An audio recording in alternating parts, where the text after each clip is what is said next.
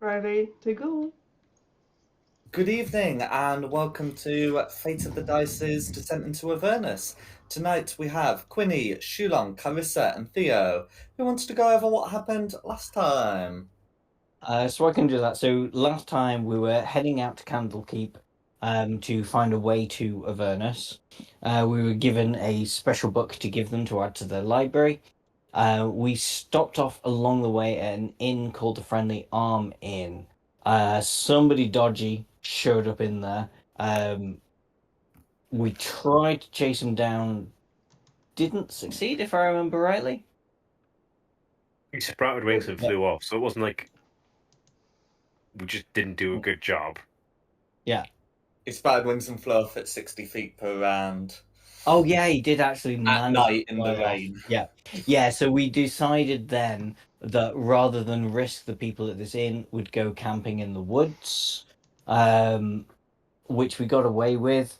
And then we were carrying on down. We found a broken down cart, which we stopped to help, but turned out to have been sabotaged, and things on there came out to attack us. A bunch of they were cultists, but not bad cultists, if I remember rightly.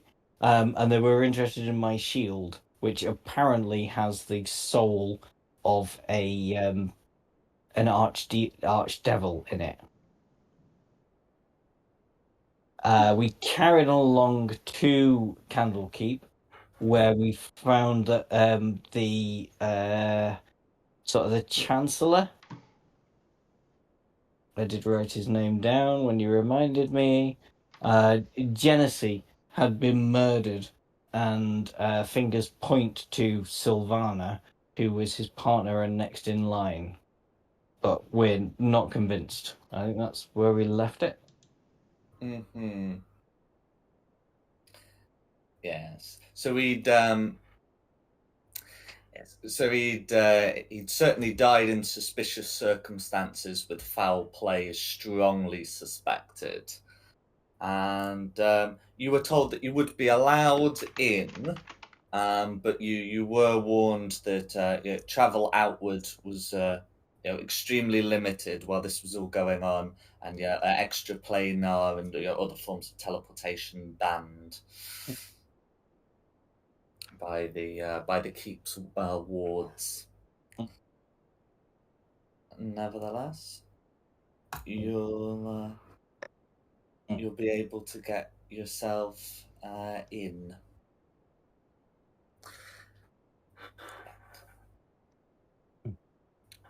So at the moment, yeah. Oh, sorry, no, carry on.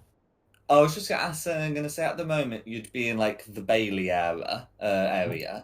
You'd be able to get to here, and the keep is this structure here with its own wall. There are some outbuildings that encompass some of the various establishments of Candlekeep.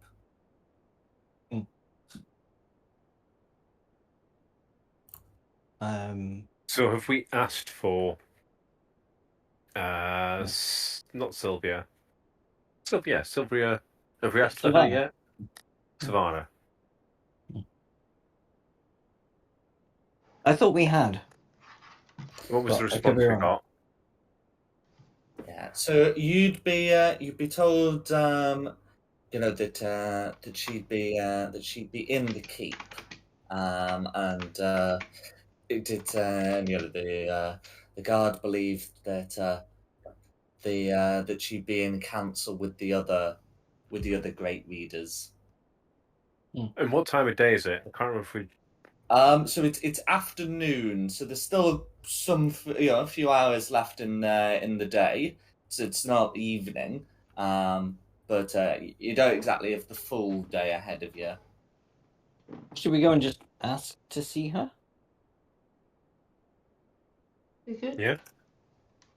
I mean, if we're allowed in.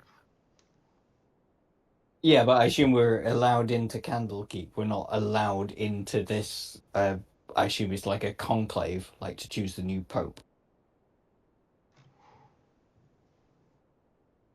Well, let's walk and see. We're putting barriers up in front of ourselves. Let's wait until we actually hit the That's barrier. true. Yeah, let's go and see. Yeah. I just knock on the door, but hello. This is the classic. You come across a door. Well, it must be locked. We'll walk off, and then you're like, Yeah. no, it was open, and Yeah.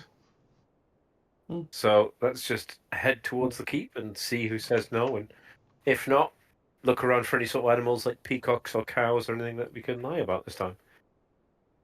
No, Huge giant guard keeper. How do we get into the the main keep? So the guard will ensure that you're given the appropriate documentation to travel into Candlekeep, and you'll be told that if you're looking to see one of the great readers, they'll be in the keep, but potentially one of the sages inside will be able to take you to one of the readers when they're finished.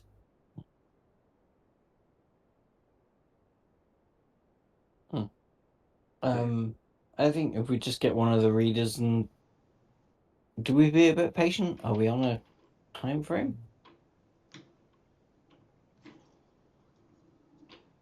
I mean, we can always just go for snacks. See if they've got like a green room. Have some. I mean, are allowed snacks in the library? Do we want to look at the library, see if there's anything interesting, like tombs of wisdom or a guide to muscle and focus, whatever it is? Oh, we're in. Well, yeah. Okay, what's the plan, guys? Head into the keep and see if she's about. If not, we'll knock about the library, see if there's anything interesting waiting for her to come back. Yeah. If we can speak to one of these readers and say, please, will you get Silvera at earliest possible convenience? No worries. It's a matter of vital import. Okay, so the great readers you've been told are in conclave, but you've been told that there'll be like some other sages around. I mean, there has to be snacks and toilet breaks, so they've got to come out at some point, right? I mean, could I ask one of the sages just to pass Silvera a note? You can indeed. So so you'd be able to find one of the sages. For the sake of argument, let's say it's this guy. You're massive too. Why are you all so huge? You're able to find a dwarf, a dwarven sage, who's 7 feet tall. who will be able to pass on your message.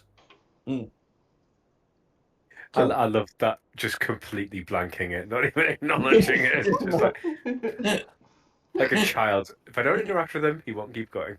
He's twice as wide as a turret.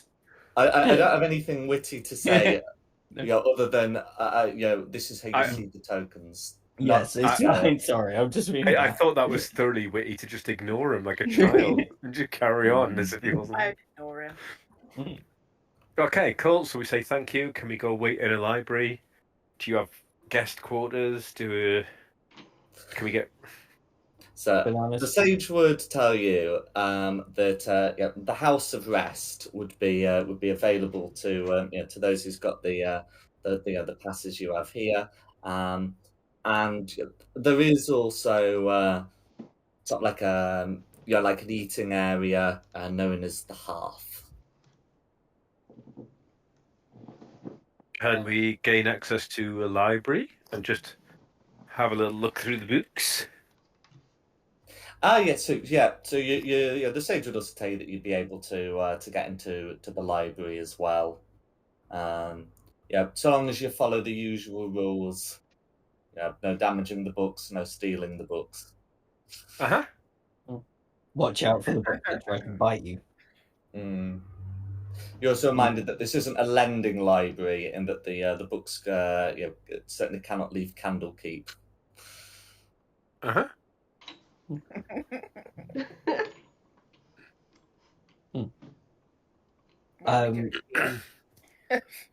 Well, if you want to go to the library, I'm happy to go to the hearth and listen to people's conversations and chat.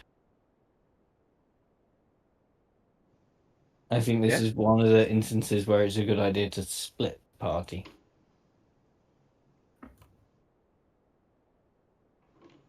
So I'll go to the hearth and see who I can meet. If you want to go to the library and see what books you can find. Yeah. Yep. I'm going with you along. Come on, Bob. Come to Bob. Come on, I Bob. can't- Aye. I hope this doesn't serve alcohol. It is just a snack bar. Oh no, it will serve alcohol. Okay, so if everyone puts down where they're going to be going, then we can resolve accordingly. Because I think the party's definitely getting split. Is that right? Yeah. Yeah.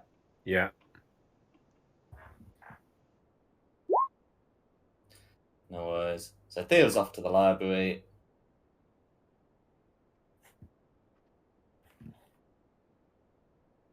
Okay. What are we doing? Sure. We're going to the hearth. We're going to chat to people, listening to the conversations, see if we can figure out a bit more about this murder of Janissy.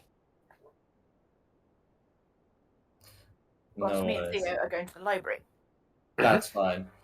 Okay. So I think quickest to resolve is going to be the library. So You think? the two,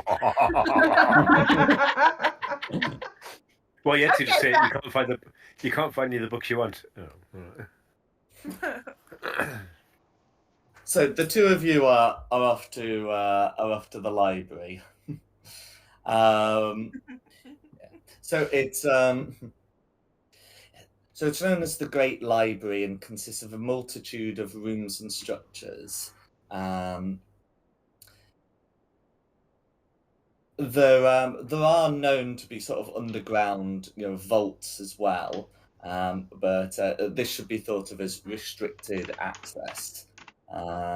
So, as far as you're aware, without much investigation, you'd be able to find like reading rooms with comfortable chairs, the various the various chambers, with racks upon racks of books, and some of the sages working around. What are you looking for in there? I mean, we all know we're going to try and break into the vault, right? Because I'm looking for a tomb of leadership and influence, or similar buffing books. Yeah, so that sort of thing would definitely be kept in the vaults, especially if it's still got its magic in.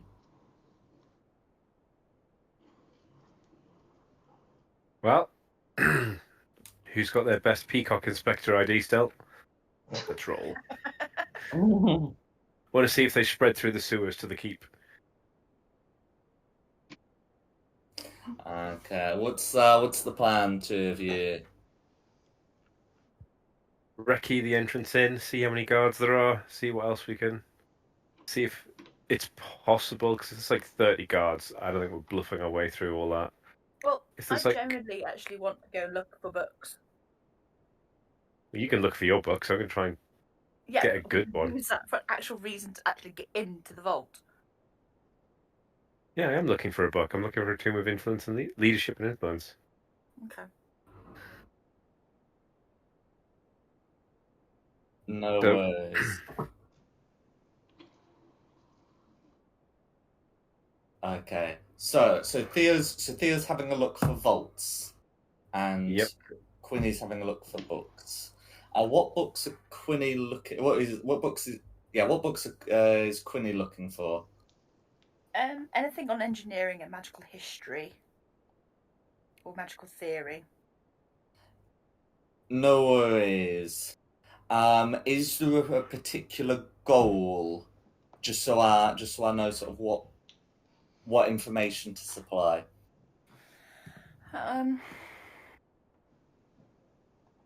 Just something that she can sort of be able to build, something more, maybe another spell or something she could have and learn. Okay, so so you're having a look through some of the books of engineering and magic to try and find something of that description. No worries. Okay, and Theo, as you said, are looking for bolts. Can the two of you make me investigation checks, please? I think Quinny definitely investigation, and I think Theo what he's looking for really comes under investigation. I'm using my inspiration to re-roll that because that was on the 20 until the very last second. That is definitely inspiration re-rolling.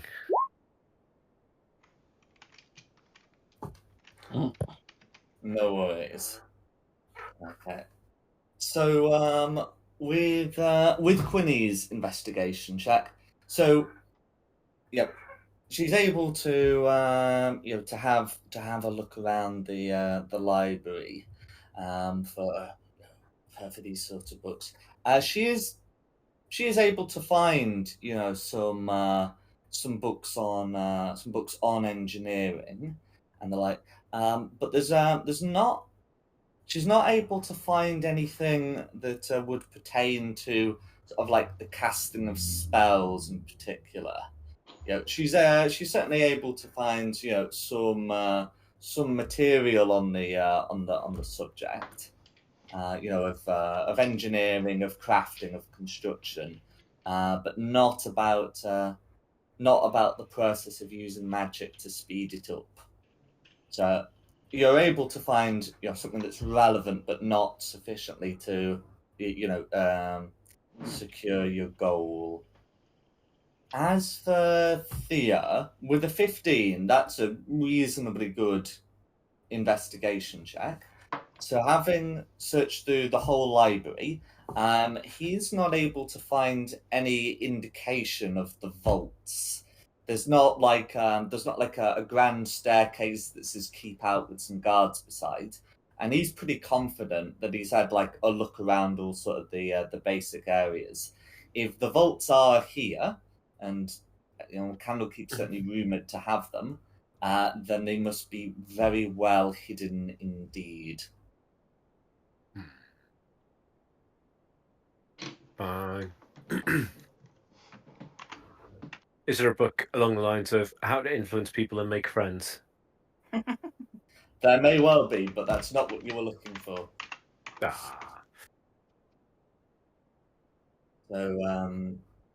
so you're able to to have a look round. Certainly, some steps made in that. It's not going to be an easy thing getting down, nor of course would it be an easy thing for anyone else getting down.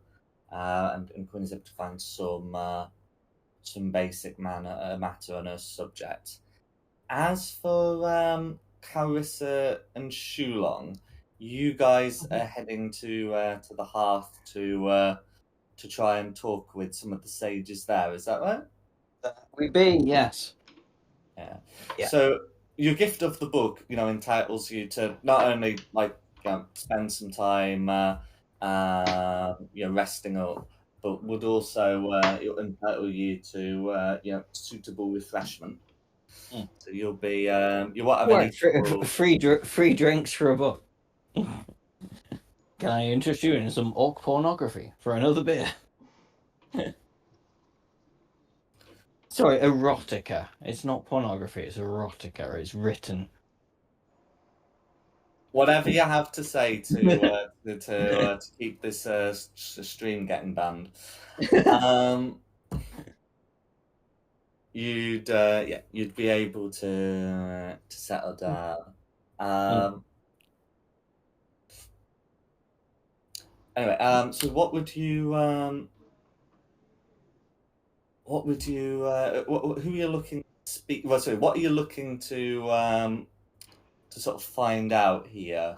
Because I presume you're going to be listening to some conversations and trying to get some. Yeah, that was my plan. It's more to like listen to a couple of conversations, see what people are talking about. I think what I'm aiming for is anybody speaking about Giannis's murder and Sylvana's relationship with him. Gotcha. And Carissa? Kind of the same idea, Shilong.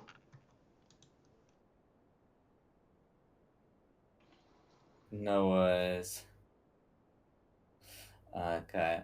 So yeah, you'll be able to listen in to some conversations.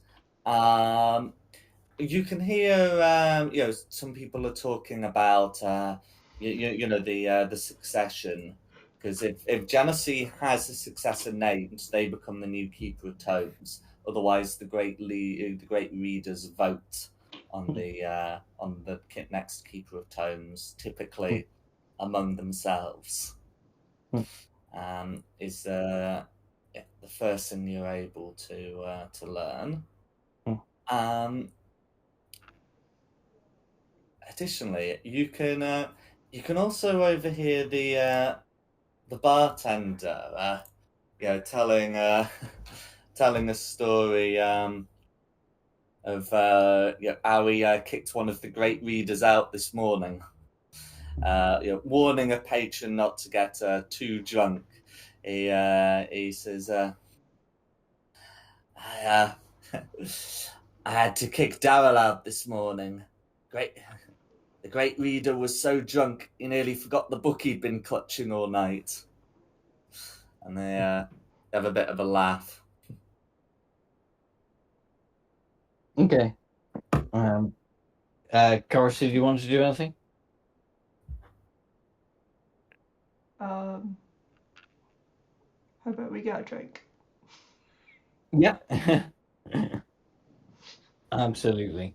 I'll go get an ale, and while I'm at the bar, say to the bartender, so is it usual when they've got this sort of decision to make about the next great reader that they'll come here and get drunk?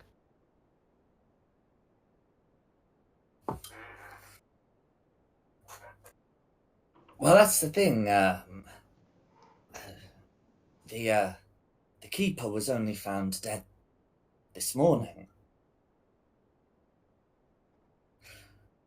So I don't think he would have known, unless you know something that I don't.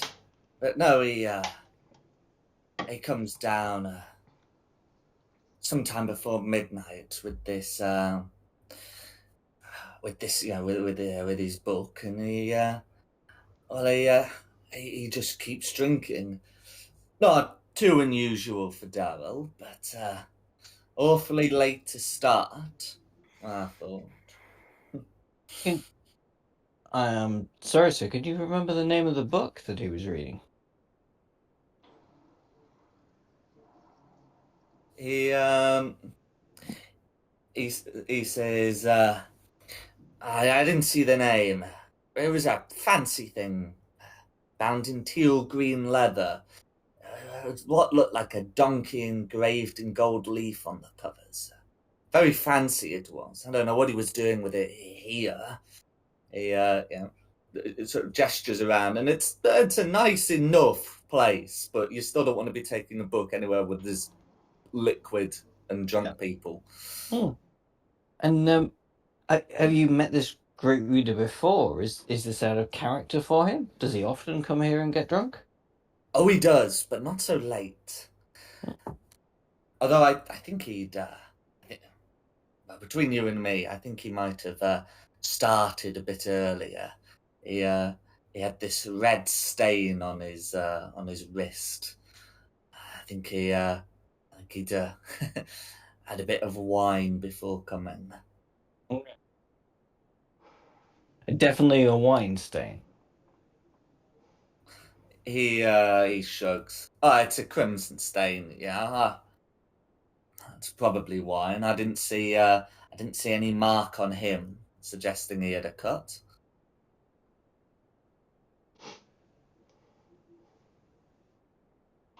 Fair enough. Thank you for that information. Have you seen any other of the great readers here today? He shakes his head. The keeper was found passed this morning, and none of them have been down since he was found. As I say, Darrow was being kicked out at 2:30. Yes. Yeah, I immediately suspect Daryl, but I'm not. I'm not saying that in front of the bartender. Mm-hmm. He was found at sometime past 7 bells. At least I first heard about it at 8 bells. So, Daryl himself is always been a decent patron, always paid his bills, never been any trouble with him. And what bills? He's a sage. Oh, One I of the great see. readers. It's bed and board. Gotcha. But he's certainly not been too bad with the crocs. It's and he certainly comes here frequently, and he's certainly lively when he's here. If I am to be paid, I'm repaid in song. Oh, he's a singer then. So he'd like to think. Okay. And also, if I may ask, we're particularly seeking an audience with Silveria. Do you know anything of her? He says, "Well, I wouldn't want to spread any gossip Oh, do that do, I please haven't do. seen, but I heard she's been in her chambers all morning. Should be with the other readers, but I've heard she's ill." Oh, well, that's. I mean, between you and me, barkeep, I had heard that she had been in a relationship with Janusi, so maybe she is just grieving. He nods and says, "It's true that they were together. I don't think they did a lot to deny it." He looks towards the bar table and says, "Poor Catherine." But continuing, he quickly says, "But I imagine she knew in what order to part. He was nearly 70. Yes, who probably did go looking for a younger mistress. So, Kazrim, was she his wife? She was once his lover, but she's another great reader. She probably will be in council, even if she's impacted by the death. Well, we came looking for devils. It seems like we've found one. He's just suddenly departed the world. Was there any other great readers that see had made his way through that you know of? Not that I know. Not that I know of. Well, thank you for your help and your hospitality. I will sit here and have my drink and await an audience with Sylvania, if we can.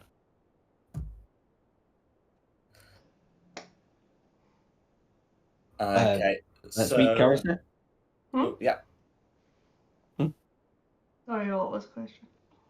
No, just further questions. Anything you might want to do. I think I've got 2 suspects. I think Daryl sounds I need suspicious. to. I really could do with speaking to Quinny and Theo. I don't have a spell to just message you. Sounds like the barkeeper's got you to me. I mean, the largest spell I have is fire recharging, but Yeah, no, we're not doing that. I have no further questions. I suppose while we're here, other conversations I can hear in the bar. I mean, there will be, there will be other conversation. I suppose the only one would be of interest is you can hear a couple of young sages who claim to have seen something crawling on the rooftop last night. I don't want to waste too much time on me, but if I could just quickly, very quickly go up and speak to them and go, something crawling on the rooftop. We have come across many imps over in Baldur's Gate recently. Do you know from your experience if it could have been one of those? One of the sages says, no, it's too big. Imps are tiny, and this was on the roof.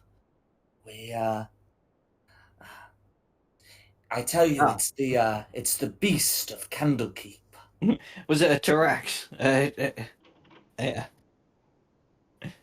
What's it called? A Tarasque. Tarask. Okay. Too big. The sage says, too big. If a Tarask was here, it would collapse the walls. So somewhere between an imp and a Tarask. Gotcha. Yes. So how big are we talking here? It could be anything.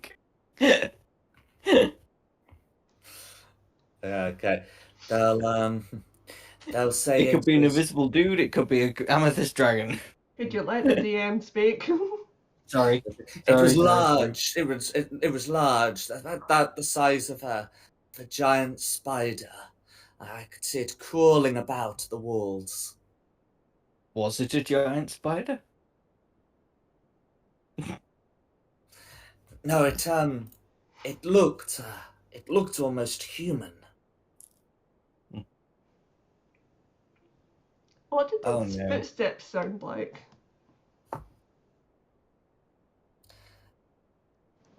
That's a good question. So, they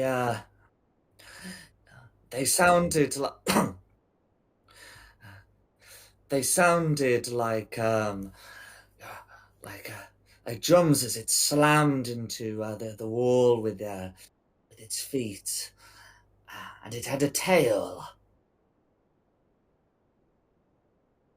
And it looked almost human, right? Like words. What I'm trying to say is, you said that it looked almost human-like. Yes, 2 arms and but a tail, and it was monstrously large. Any horns? The sage, sort of cast their mind back. You could see some of the other sages that's sniggering, and finally the sage says, "Yes, I think so." Horns like these? Pointing to my horns. The sage looks at you and says, "Maybe not quite like that. More, but it definitely had them. I don't think it was. It couldn't have been a. It couldn't have been a tiefling like yourself, though. This thing was big." Did it have wings? The sage shakes their head. No wings. Okay.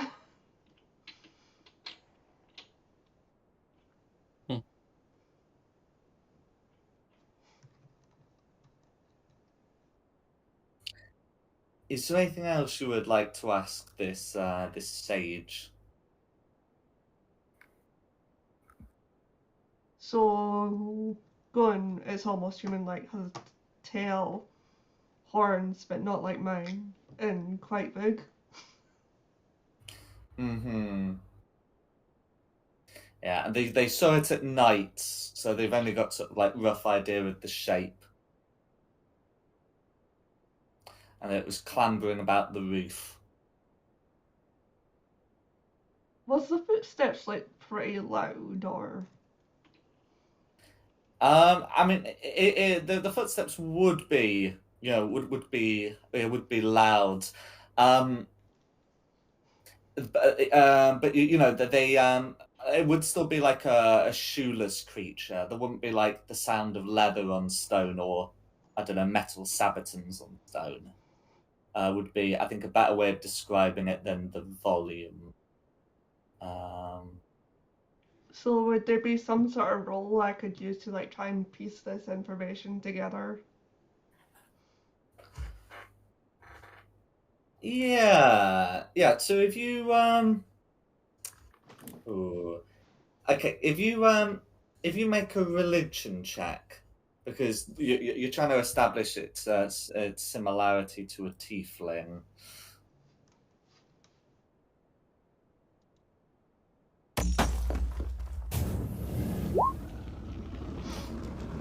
No Nice. worries. Yeah.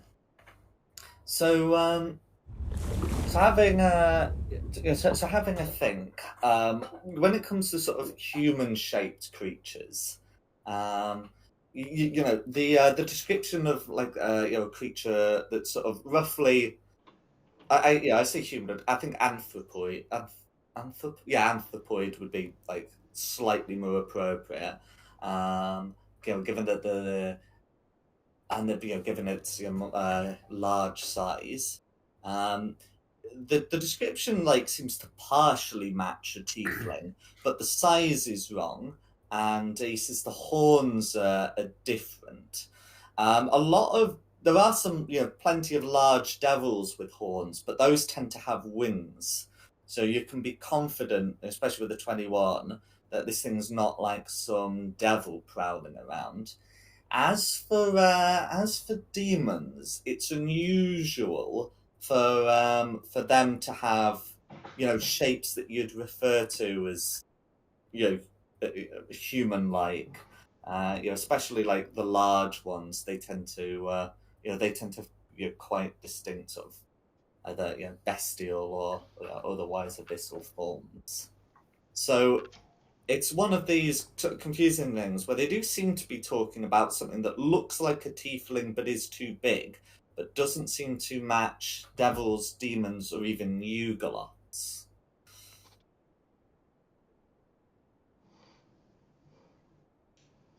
Okay, I'll thank them for their time. Mm-hmm. That's all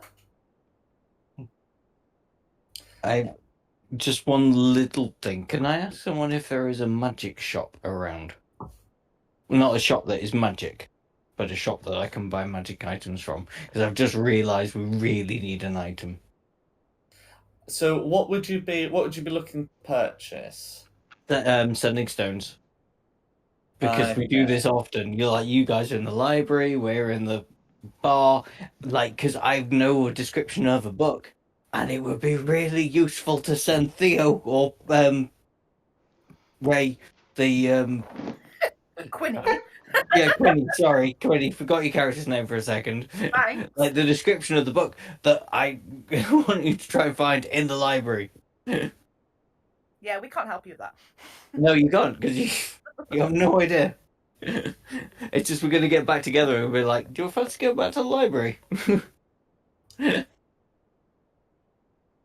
No worries. So I've had a look at the notable locations list, and I'm not seeing like one about like a magic item sort of Not shop. like a tuck shop. Hmm. I mean, you know, there would be like an apothecary where you can get, you know, like potions of healing from, but not of the thing that you're asking for. I can't see a like a definite record for it. That's fine. Well, I guess we'll we never actually discussed where we're going to meet back again. Half as good a place as any in it. Yeah, true. They could just come and meet us here. They could, but they don't know that. We could be having the same discussion. They could come and meet us here. Yeah, you could be like, why don't they come meet us in the library? When we go to the library, we could go and meet them at the library. Yeah. That's what we're talking about. You were talking about that book. That is true. They were talking about a book, and I know they're in the library. So yeah, maybe we should go to the library. See if we can catch them before they leave. Yep. No worries. Okay. So if you're heading to the library, you'll be able to get to the library and find them there. Cool. Okay. Theo, Gwynny. Wow. There was a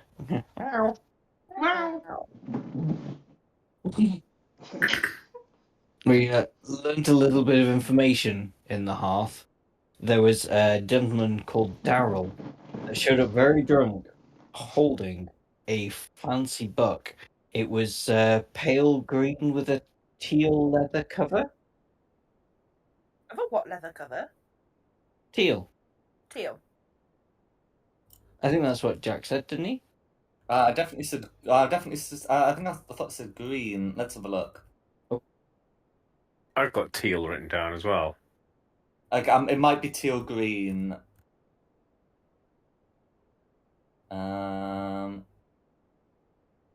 Yeah, but I mean, the color's not immediate. Yeah, okay. So, but apparently this gentleman showed up in the early hours of the morning, shortly before the Janessi was found killed, with a red stain on his wrist and clutching this fancy book. You guys think you can find the fancy book?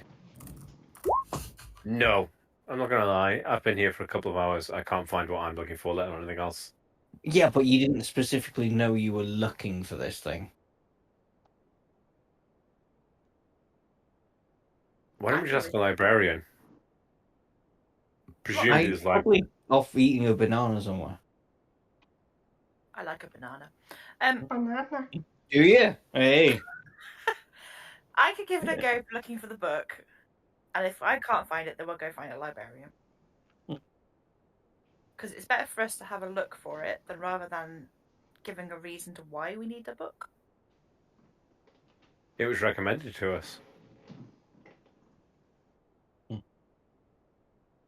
Actually, if we could find the librarian, we could ask them if they know this Daryl and what book they've checked out. And ask if there's any way into the vaults. No vote. Well, we Meow. better do it being Meow. going into the box, to be honest. Meow. Could be a book in there that I want. I mean, there's books in there that probably everybody wants, but that's why they're in the vaults. To stop people stealing the books. I never said steal. Who said steal? They're not stealing. Don't I jump know to you two. I know you two too well. You're going to be trying to steal a book. But don't jump to conclusions. Meow. How Meow. dare you? Meow. It's okay for you. Meow. Later. Accusing us like that. So rude. I'm saving my subtle spell slots for. Yeah, trying to mess with me. I know. No, I'm saving them for something else. That's why I'm not messing with you. If Right. anything, there's a thing that I want to do later.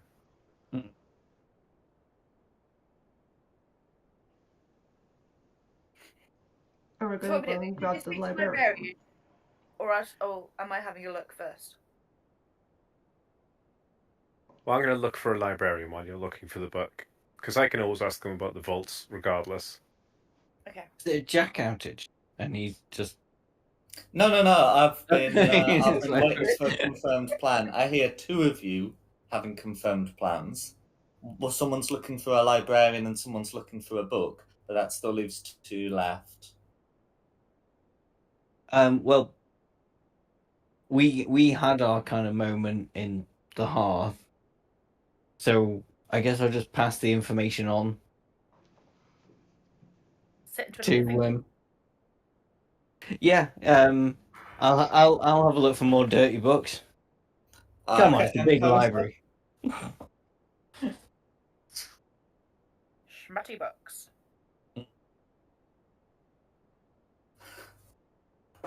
And Carissa? I'll help Quinny.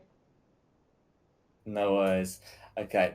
So, those who are looking for this book, do you know what it looks like?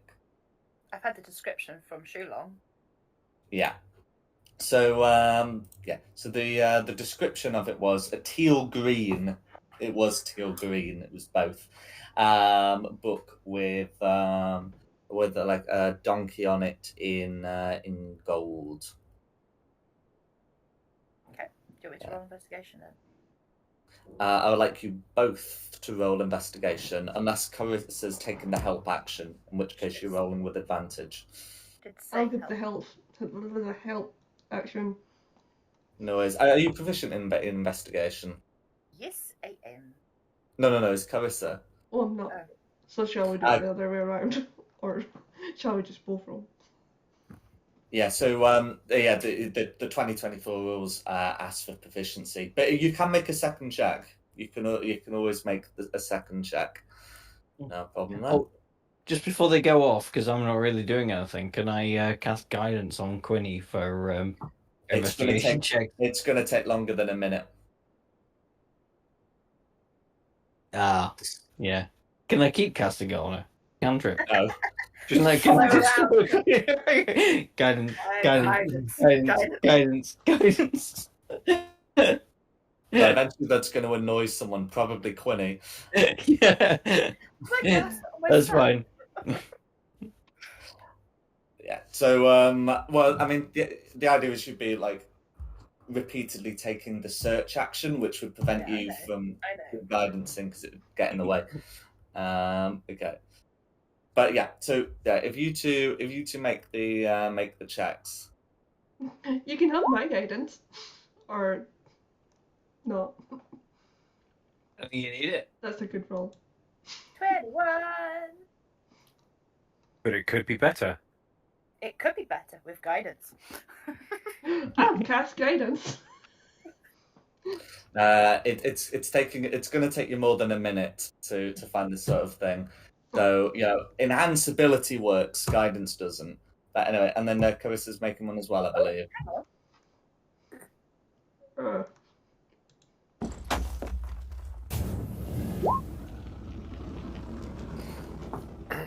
I have enhanced ability. I think my mind is on other things.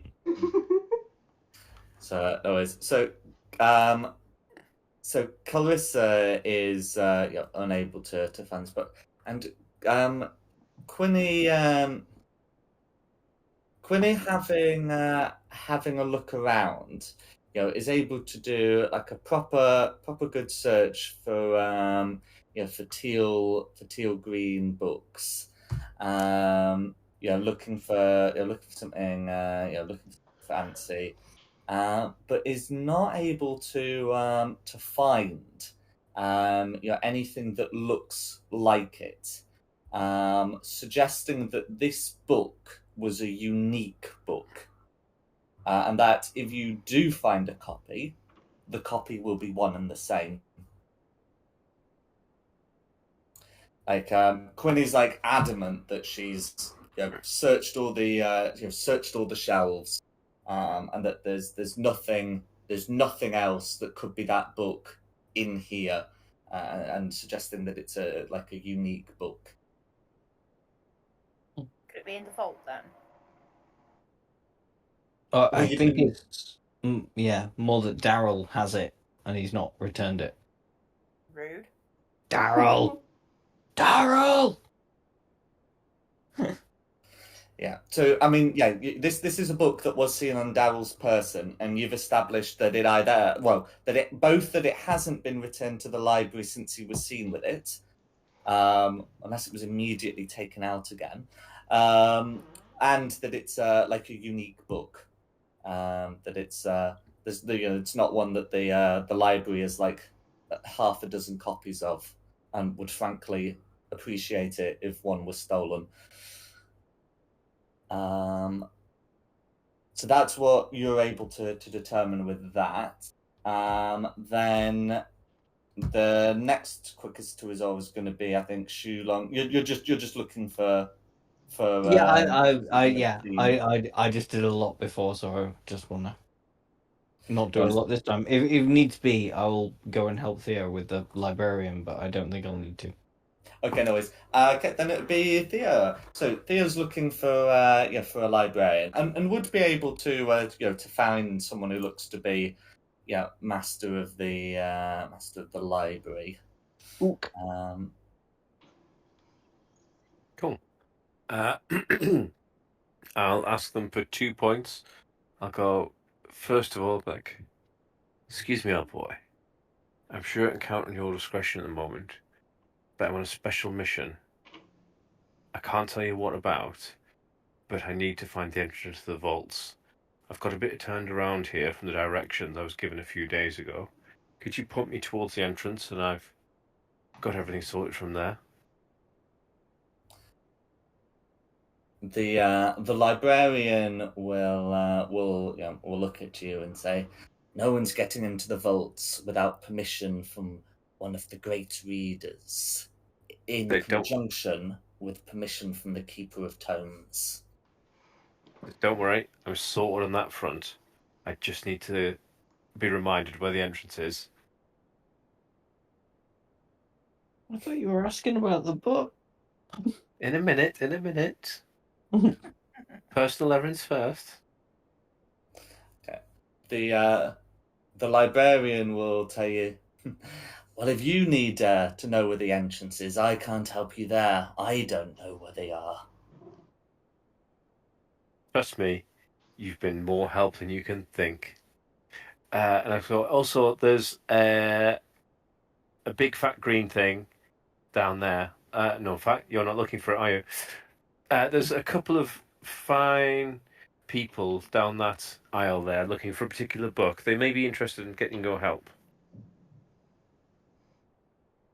And I'll send them down to go see Quinny and Clarissa go tiefling and I don't want to say gnome. I feel like we always get in trouble with what Quinny is. Halfling. Halfling. It's because the first character was a gnome. Yes, halfling and No, I am a gnome. you Oh, are a gnome. Oh, sorry. See, we always do get it wrong. that's right. No, your first character was a halfling, and the The second first one character was. was yeah. I am a gnome. I was almost right. There's a gnome and a tiefling down that aisle there who could really use your help. And I'll send them off to help you.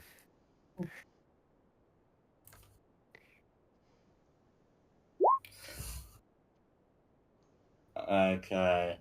So you're sending the librarian off. The librarian will leave. What are you planning to do immediately after the librarian turns their back on you? Immediately afterwards, I'm going to look for letters or notes or basically handwritten things from the old Keeper of Tombs, because my plan is they've told me what I need to get into the vault. I have a forgery kit. If I get an example of their handwriting, an example of their signature, at some point I'm going to forge a letter from the old Keeper of Tombs, because he can't deny it. And I'll do the same again from one of the great readers, and I'm going to forge me some letters to get into a vault. Or get the No worries. raw material, the knowledge, the experience I need to do that when I'm in my room alone. Okay. Yeah. So Okay. So you're trying to do all this with without being noticed. Can you make me a sleight of hand check, please? Yes, I can. Well, I can always just say I'm looking for letters, can't I? Mm-hmm. Yeah. So you are able to swipe something, and the librarian isn't present. However, you get the feeling that something was watching you the entire time. Oh, What did you do? Whatever it is cannot, well, or will not prevent you leaving with a letter that looks appropriate. But otherwise, you'll you do feel that you've been spotted.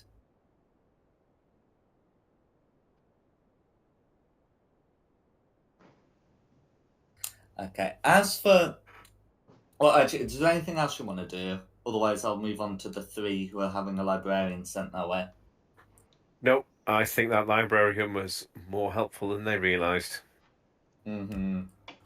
No worries. That So, worries me. That worries me a lot. What? That Theo is happy that the librarian told him that they didn't know where the entrance to the vaults were. Mate, this is literally what I do for a living. I pick up little bits of information from here and there. Because now, when I get to the entrance of the vault, I will have pre-prepared documents ready to vault. So now I'll just speak to someone else, and they'll tell me where the vault is. Because like, oh, it's cool. He has letters from someone else. It's all coming together.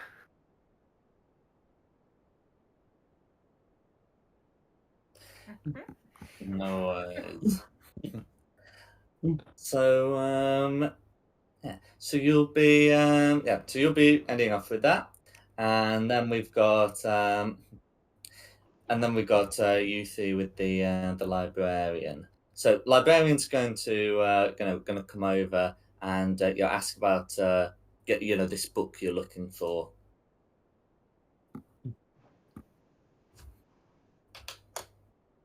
Well, it's teal green and it's got a drake head on a donkey. So it's got a donkey engraved in gold leaf covers. You were told. Yeah. That's the book I described. Yeah. If you describe the book to what we're looking.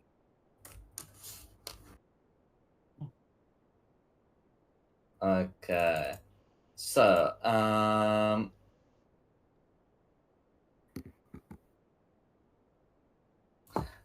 having described the book the librarian does seem a bit stumped by this, and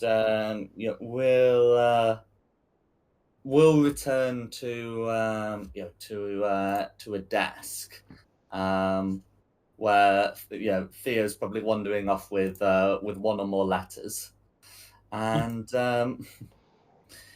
has seems to have a quick consult with of some of like the most recent lens.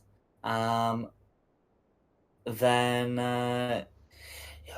we'll eventually come back to you and say we don't seem to have a record of a book matching that description, having been lent out recently. I can see if we have a record for it at all, and we'll proceed to cast the the locate object spell based on your description, and after sort of wandering around for a bit, we'll come back to you and say we don't seem to have anything matching that. Thanks for your help anyway. Yeah, so you've established that this book definitely cannot be in the library.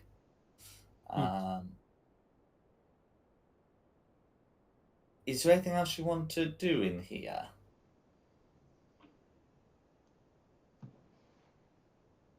Am I... Sorry, Karen? I think we need to find this Daryl. Yes, I'm thinking that too. And like, ask the library if he knows anything about Daryl. You wouldn't happen to know anyone by the name of Daryl, would you? He nods. Daryl Yashenti, I presume you mean. One of the great readers. Mm-hmm. Yes, he's he's quite an important figure around here. He's a mage. I'm not quite sure what his full studies entail. He's often what is like a formal schools of magic are, but he does have an interest in music and literature. He appears to think himself something of a poet.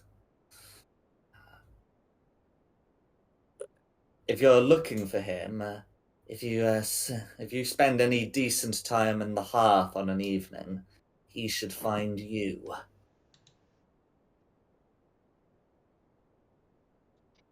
Okay. Thank you.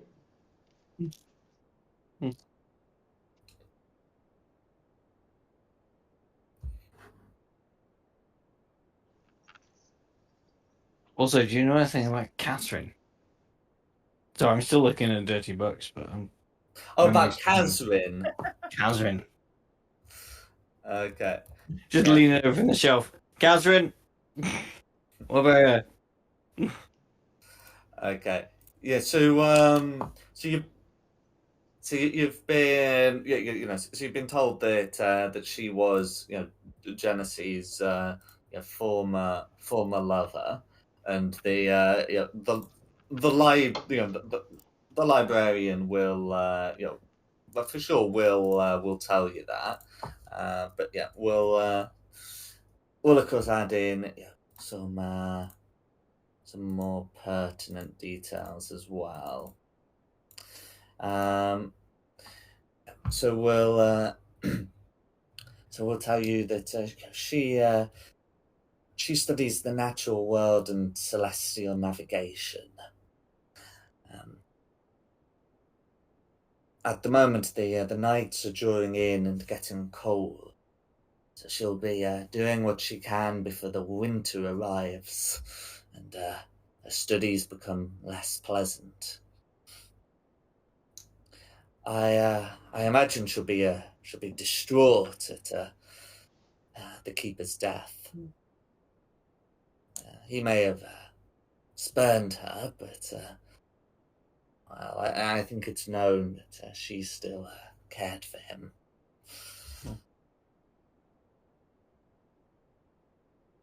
She kept a Candlekeep for him. So to speak, yes.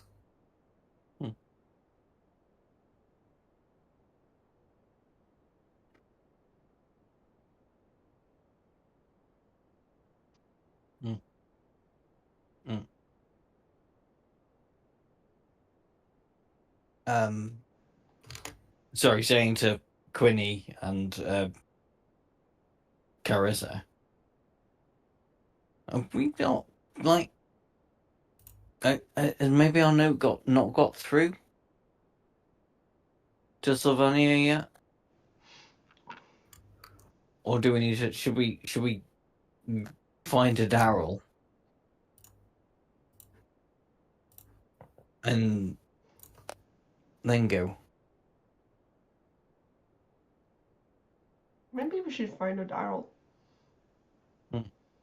Apparently the best way of finding Daryl is... Yeah. Daryl is a great reader, so presumably he's in this conclave thing to choose the next great reader. Greatest reader? Whatever his Or we title could was. just hang out in the tavern till night time, because he likes being there and he'll find us. Oh, yes. Yeah. Sorry, missed that. Forgot that. And the librarian mentioned that that Kazarin studied celestial navigation, so she'd likely be on the roof at some point during the night, Okay. or at least in one of the towers. What do you guys want to take the tavern and I'll take the roof? And I think at this point it probably would be appropriate for you to have gotten a message back, from Silvera, telling you that she is ill, but she hopes to be recovered for tomorrow. Okay, I'm gonna take the roof. You guys gonna take the pub? I mean, you can join me on the roof if you want to. But yes. You guys go to the pub. Me and Shudo, I'm going to go for a walk on the roof. you still looking for the... I don't know this, but you looking for an entrance into the vaults on the roof? That's a really daft place to look for an entrance to the vaults. But me and you alone on the roof in the evening. You said it'd been raining, hadn't you? Slippery just tiles. try it. Try it. I don't think it's high enough for you to be able to kill me. We're both really weak characters, though, so this could just turn really embarrassing. Well, the thing, I've got relentless endurance, and I don't think the fall is enough to actually outright kill me. No, I'm going to go to the hearth because I'm a cat and I like indoor spaces with lawns. Yeah, there we go. Hearths. Yep. Yeah, so I'll take the hearth. Yeah. Nice, warm hearth. Someone can absolutely join me on the roof if you want to, even Theo. But I don't think you're going to get away with pushing me off, I'm afraid. Also, why would you? I've been very useful. You have of late. You have of late.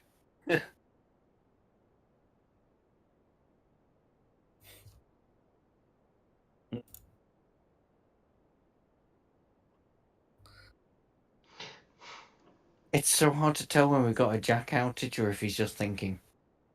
No, I was just waiting for waiting for a pause, and then you started speculating about an outage.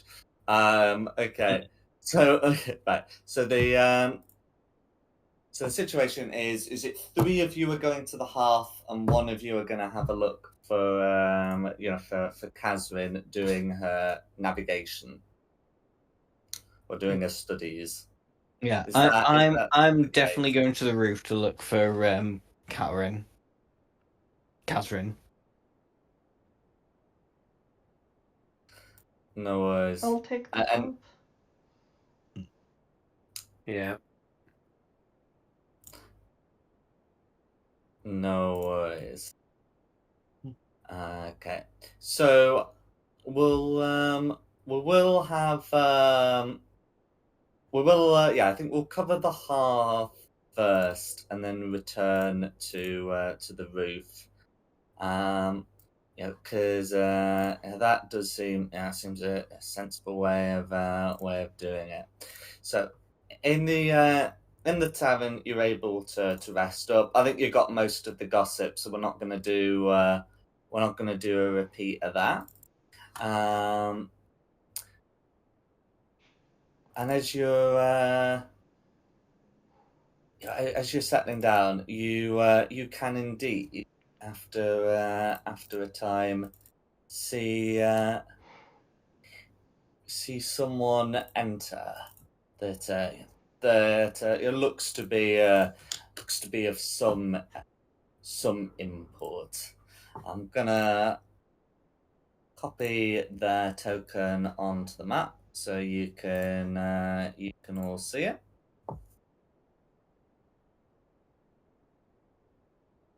Do that right here. But it is a dwarf who will get some drinks and threaten to make merry. Also, the bartender seems to consider it. Cool. Do they have a book with them? They don't seem to.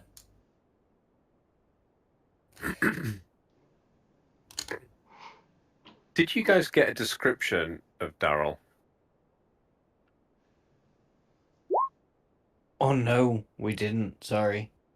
So this just could be some random dude who's rocked up It to get. could absolutely be a random dude.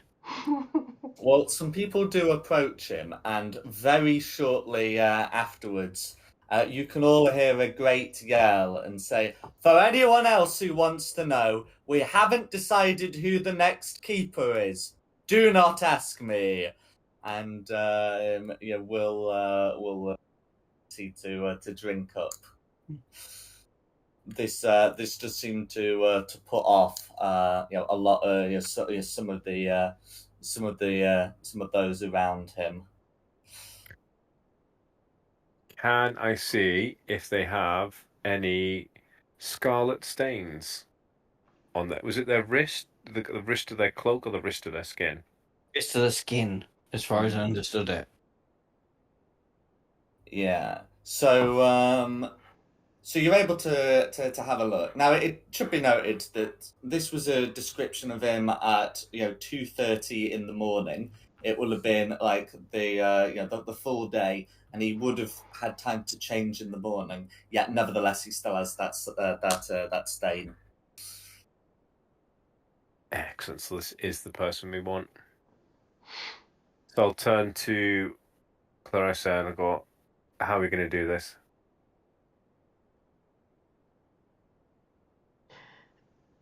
How do you want to do this? Well,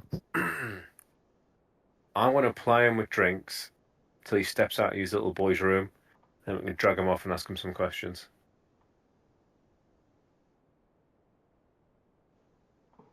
Could we do it without the dragging part? Because he does seem quite important. We'll slowly sip our drinks, and when he steps out of his little boy's room, we'll follow him out and just ask politely. Okay.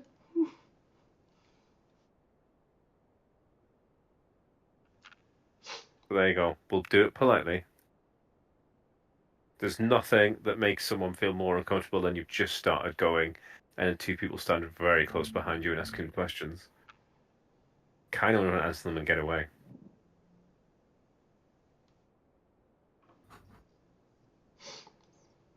Wait till he's got a bit more drink in him, his tongue might be a little bit looser then. Yeah, so I mean, we'll wait for him to have a few beers, break the seal, and then we'll ask him questions.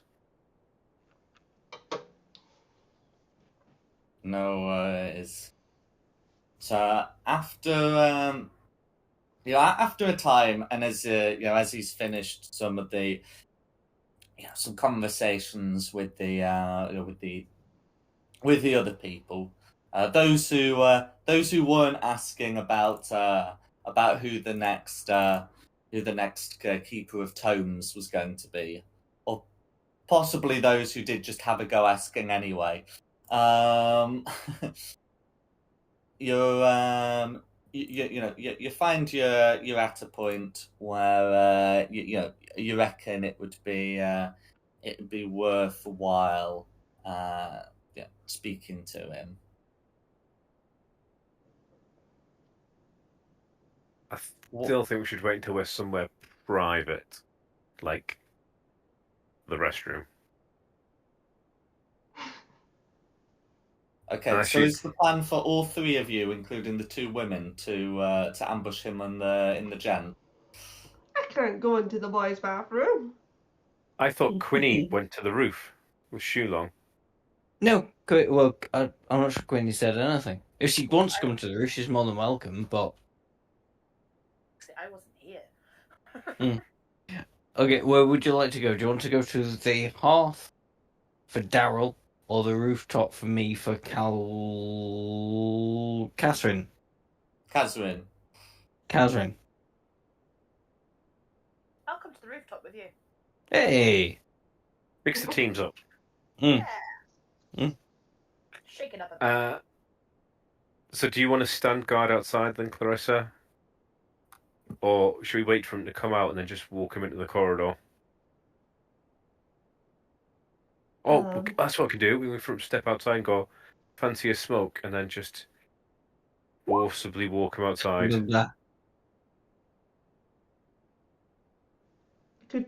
I'd rather speak to him outside rather than the boys' bathroom. Fine. Yeah, okay, so we'll do that. We'll wait for him to naturally step away so we don't raise too much suspicion. Wait for him to use the restroom, and then we'll just drag him outside for a cigarette. No dragging. We'll encourage him outside. We'll step him outside for a cigarette. Step him outside. Yes, we're going to step him outside.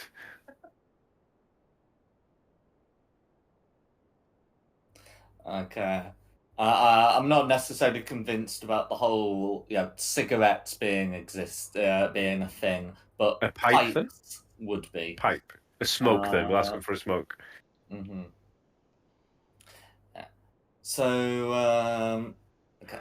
So you're able to, he's you're able to to ask him if he wants a puff, and he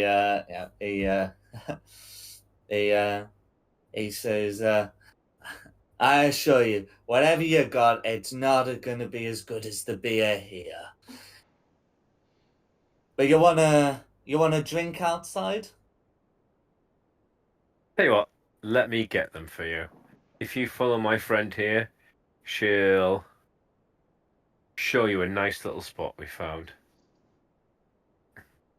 And I'll just whisper. Yeah. In fact, I don't even need to whisper, do I? Because I have the message, and also I'll just message into Clarissa's head and just say, take a right when you step outside the doors, then a right again around the back of the building, and I'll meet you there in a minute.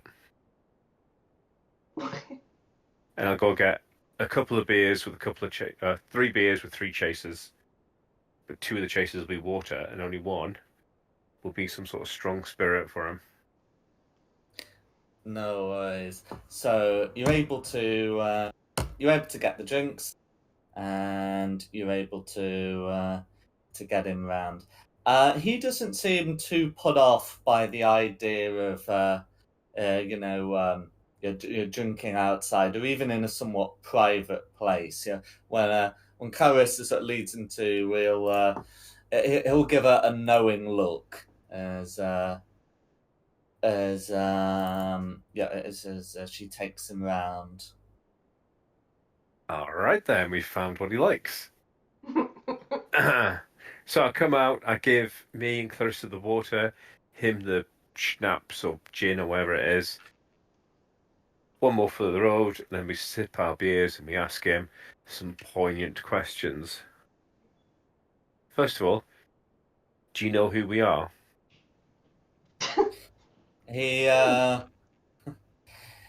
he shakes his head and says, "I don't know who, but I've got a pretty good idea of what you are." They're like, good. Well, let's just leave the who's as a mystery, shall we? We all get along just fine. Now, He seems to find that idea unusual, but go on. I'll just go. So, there's a book been accused of gone missing, and you're the last person who's been seen with it. Any ideas? He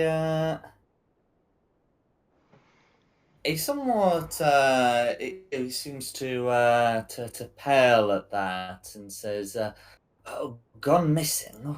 What do you mean?" Pale green book, golden donkey on the front. Any ideas where it is?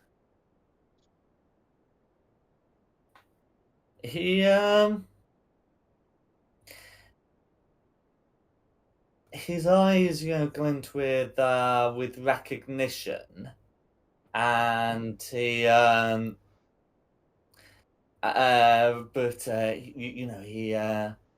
says, "I'm not sure. I think you'll need a name to jog my memory. I think I have a good memory for names, but a poor one for covers." All right. I look at Clarissa and be like, I can't stab him. So, fine. I'll tell him. It's the book that you had, I suppose it'll be around 15, 16 hours ago now. What did you do with that book this morning, Daryl? Where's the book? He says, "Oh, that book. That's mine."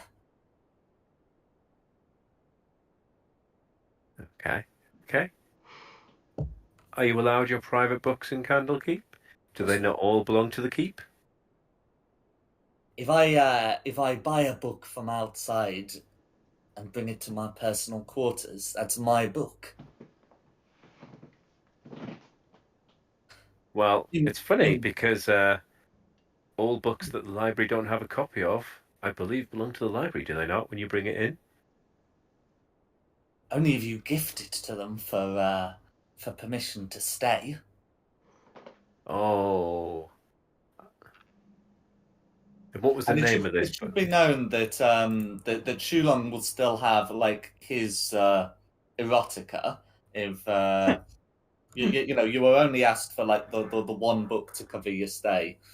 So he gives away so much stuff. He gave away like 3 books already, hasn't he? I gave like 50 gold away as well. I kept adding to it because it made him more angry every time I kept adding to the gold. Mm-hmm. No, there's certainly no rule that any book that comes into Candlekeep has to be scrutinized. Only that if you want to stay, you pay with a book. All right, fine. It would be like a hotel demanding that any money that comes into the hotel is property of the hotel. It just doesn't work like that.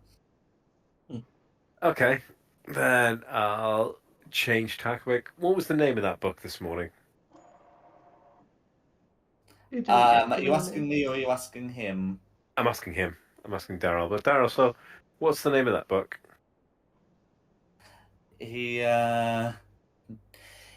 looks at he looks at you you dead in the eye, and and it says The Golden Ass.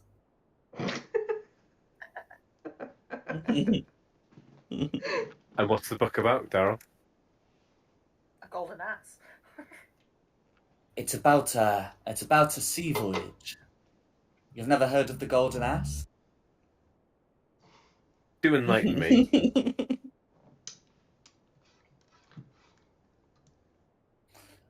She sailed to Calimshan, and yeah,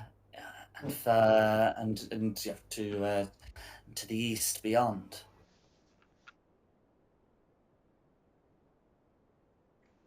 I'm not really familiar with books. Books weren't really a part of my childhood. Well, you've come to the right place to change that, he says with a big grin. I'm like, all right, Daryl. Next question. Where did you go after you left the bar this morning? He says afterwards I went to my room and slept. Oh, right. Barman says you were too drunk. And if you're so drunk, how's your memory so clear of what you did? Because I woke up this morning in my room. Right. So, you left the bar about 2:30, and you woke up this morning, and you just assumed what? You teleported? No. The woods would prevent that. No, I walked. Yeah. All Flew? right. Or walked. So, there is this area of doubt then, Daryl. Interesting. I see you've got a little bit of a birthmark there, and I'll point to the thing on the wrist. You're like, did you get that in that little blank spot between leaving the bar and waking up this morning? So the wine stains on like the sleeve near the wrist. So like on the sleeve where the right wrist would be. I hate having to say that. Presumably, then, as he's moving his drinks, because he was double parked at one point, I would have seen both wrists as he moved his hands to drink. So what was the question? I'm just asking him if he got that birthmark on his walk last night between leaving the bar and waking up this morning. Now, I know he didn't, but I want to see what story he comes up about it. Mm-hmm. He looks at the stain and does seem a bit troubled by it, and says, "I must have I must have gotten on tonight." Oh, really? Really? It's just what appeared since the bar? What have you been up to today that you haven't looked at your own hands? Or washed them. So I might say the stain is on like sleeve, so he wouldn't have washed his sleeve. If he was washing his Right. hands. Sorry, I described it as near the right wrist.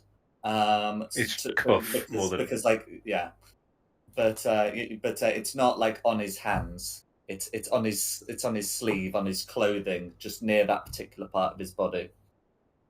cool. So he thinks the stain. Right. So you think that stain appeared tonight, do you? Not during the day? That's not like some cranberry sauce from a spot of luncheon? No, we've had too little of that today.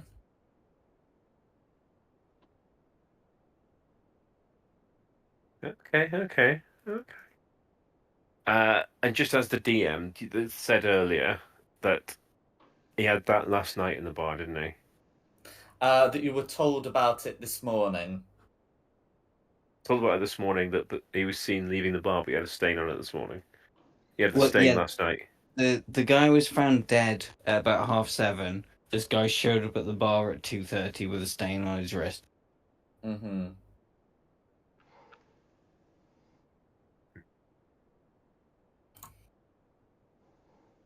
Okay.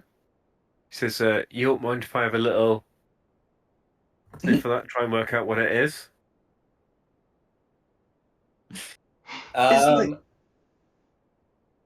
He seems like quite perturbed by someone asking to smell his clothing. Well, I'll just lay my hands either side of the stain, and then just ever so slightly put my claws out. Not so they hurt them, just so the very tips are scratching. Like a small stick just stroking the skin. It's not hurting, but you know there's something hard there. So, That's you what don't she mind. said. So, you don't mind if I have a little sniff, do you? He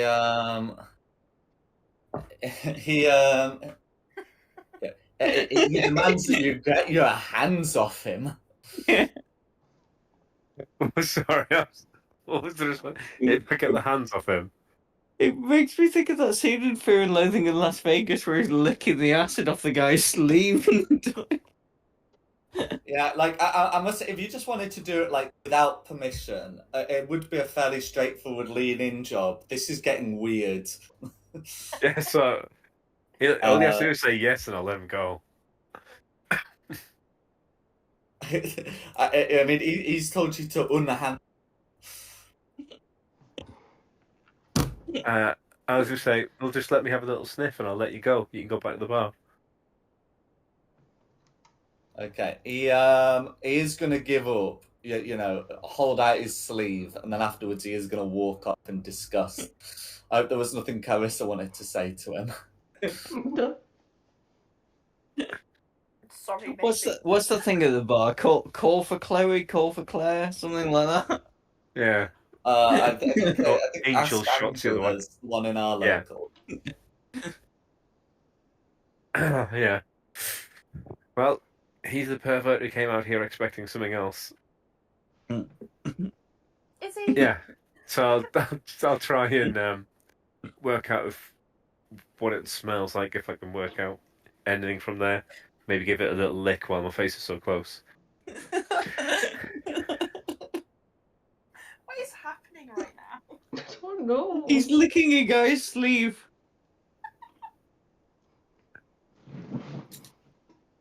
Okay, so right, so okay, regardless of how we got to this point, can you please make me so you're trying to identify the substance, please. This is going to be an intelligence check. We'll just put it under investigation.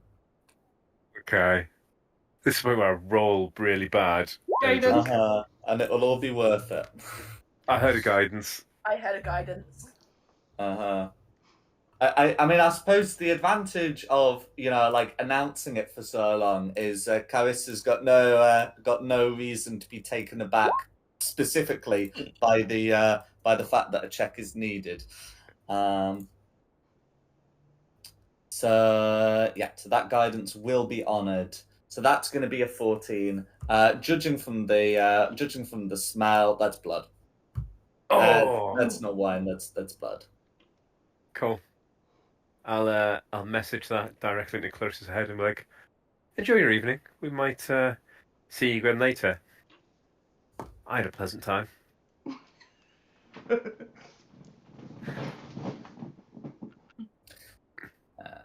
Maybe it was better we didn't do this in the toilets. Yeah. Oh my god. Yeah. Moving on. So now we know what he looks like. I'm not bothered about staying in the hearth. I think it'll be more ominous if we're not there. Unless you want to go back in. I don't mind what we do. I think we'll go report our findings to Shulong. Whatever Shulong's been up to. Shulong and Quinny in this time. Yep. Up on the roof. We're stargazing. No worries. Well, we're looking for someone. We're looking for someone in particular, Quinny. Are we? We are. I don't know if you were paying. If you were away or around before. I Yes. was away, so I don't know. Okay, we're looking for a lady called Catherine, who is a. Oh, you said the thing before, Jack. somebody who looks at stars. Astronomer. Celestial navigation. Commoner. Yeah. Ooh. Yeah. We're not going to talk about whether she would be considered an astronomer or an astrologer. No, yeah, let's. But yeah, so I'll say to Quinny, I mean, I don't have a description of the lady, but she is supposed to come up here onto the towers to look at stars each night, and she was previously a partner of the late Genoese. Not Genoese the species, Genoese the person. Janusy, Janusy, that's it. Yep. as opposed to the Genasi. Janusy, that's it. That's where I'm getting confused. Yep.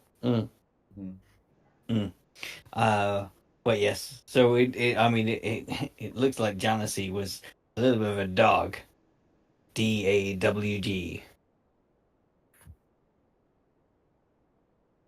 Okay.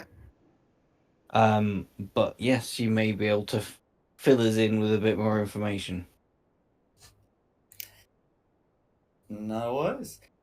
So you'll be able to have a look around the roof, and after a time, you'll be able to find an area with a single figure on, who appears to be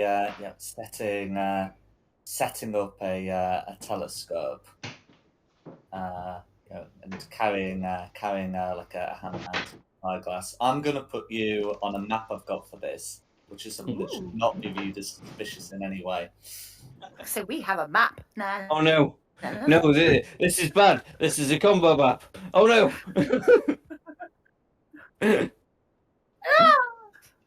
Okay.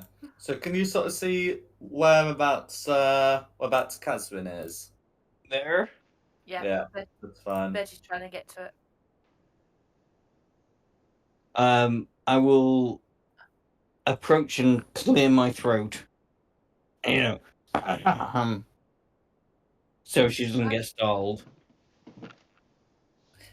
So with that, she turns around. She looks to be approaching middle age. Well, she looks to be middle aged, and she turns towards you. She'll say, who are you? Very sorry for disturbing you. My name is Shulong. My compatriot is Quenny. We heard about the brutal murder of Genasi. Genosi. I'm sorry. You know what I mean. The Tuba Keepers. Tell you what, just pop a message in the chat, and I'll say Janusy, and you can say right wrist when I need it. Yeah. Oh. Okay. And then in any case, you'll be able to say what you're looking for. And so she looks a bit saddened by this request, and she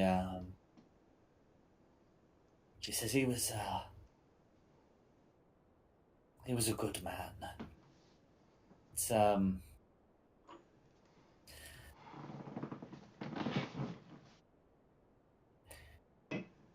don't think we're going to get another keeper like him.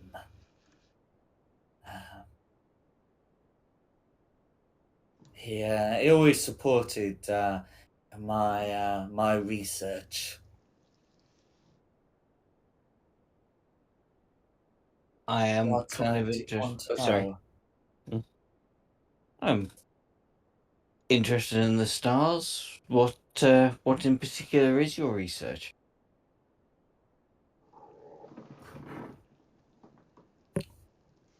She points up under the stars. And, she says, "There are many stars. They And during the year, some of them seem to change positions. I've been trying to map them in their alignments over the years. So, if you could fly to any of them, which one would you pick?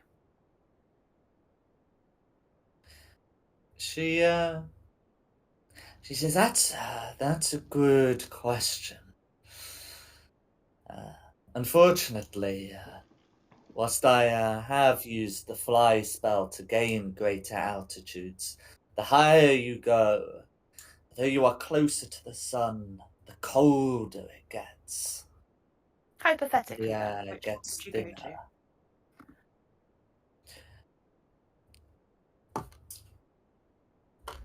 Okay, now I have to Google how stars work here. Okay, D&D star names. I mean, it all depends on the star. I mean, we're on the Sword Coast, so yeah. Okay, so after some thinking, where she does bring up possibilities, and puts far more thought into this than I'm currently able to do. She says, I think if I could visit one, I would like to visit Corellian. She points it out and says it's only viewable in autumn. What time of year are we in now? Autumn. Autumn. Okay. Hence, she's Okay. pointing it out, and she says, "There's actually although you can only see one with the naked eye, if you have tools, you can see there are 13 stars present." I pull out my little brass crystal gadget thing from my pocket and have a look. So, if it's got some magnification process, you should definitely see more than just the one star, and eventually, potentially even as many as the full 13. And she'll say, in the Moon Elf tradition, when it appears, that's said to mark the official end of summer. It's strongly associated with the elven deity Corellon. Some say that he dwells there from time to time.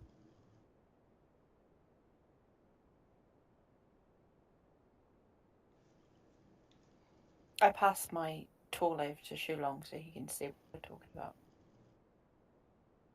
It's interesting. In my time with the Many Arrows tribe, we clocked some stars that were not moving quite so fast. We named these things planets. And we could spot 4 of these. Can you name them? She says, "Yes, I can," and does so. Oh yeah, what's the names?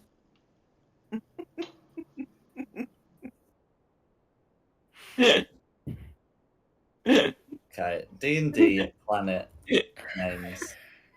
I can name them. I've just brought it up. Okay.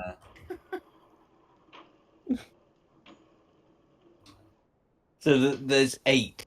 There's 8 in the star system. There is. So 4 there's are visible. Coral, Yep. which I believe is the one.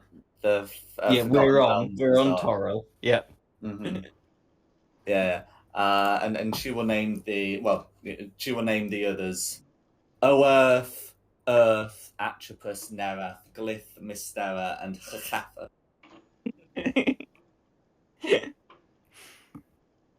Oh, I'm sorry, we're so mean. You're not mean. Anyway, You're mean. anyway, getting back onto the subject at hand, I have been led to understand Genesee was killed. Could you think of anybody that would have done this?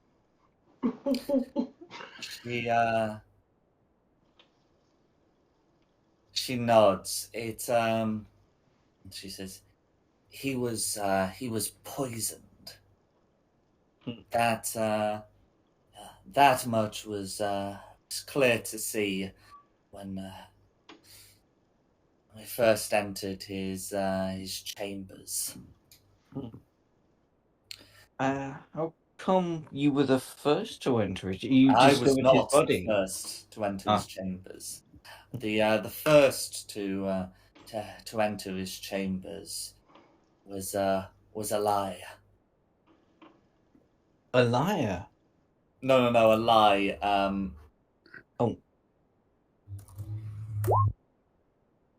Oh, a lie. Okay. So, A Not lie, a name. Avian Moore. not He, a name I've come across before. He I did visit early, but he'd already found Janessie when I entered. At first, I thought he must be responsible, but it was when I saw him, it was clear he'd been poisoned, and poison that could be done by anyone. Although we had the great readers had a private dinner last night, and I can't shake the feeling that it must have been one of us. And if you ask me, I think it might have been Silvera. I was led to believe him and Silvera were very close. I mean, I don't want to reopen old wounds, but She looks at she looks at you with disgust at that, but says, "Yes, I am quite aware, but about just a bit before noon, I had a meeting with Genesee, and I could hear her, storming out. I saw her leave, and I heard her shout through the door, "Traitor!" at him. And, when I entered, a room of one of the armchairs was smoking. It was obvious something was very wrong between them. yes, you shouldn't be smoking indoors. It's illegal. I roll.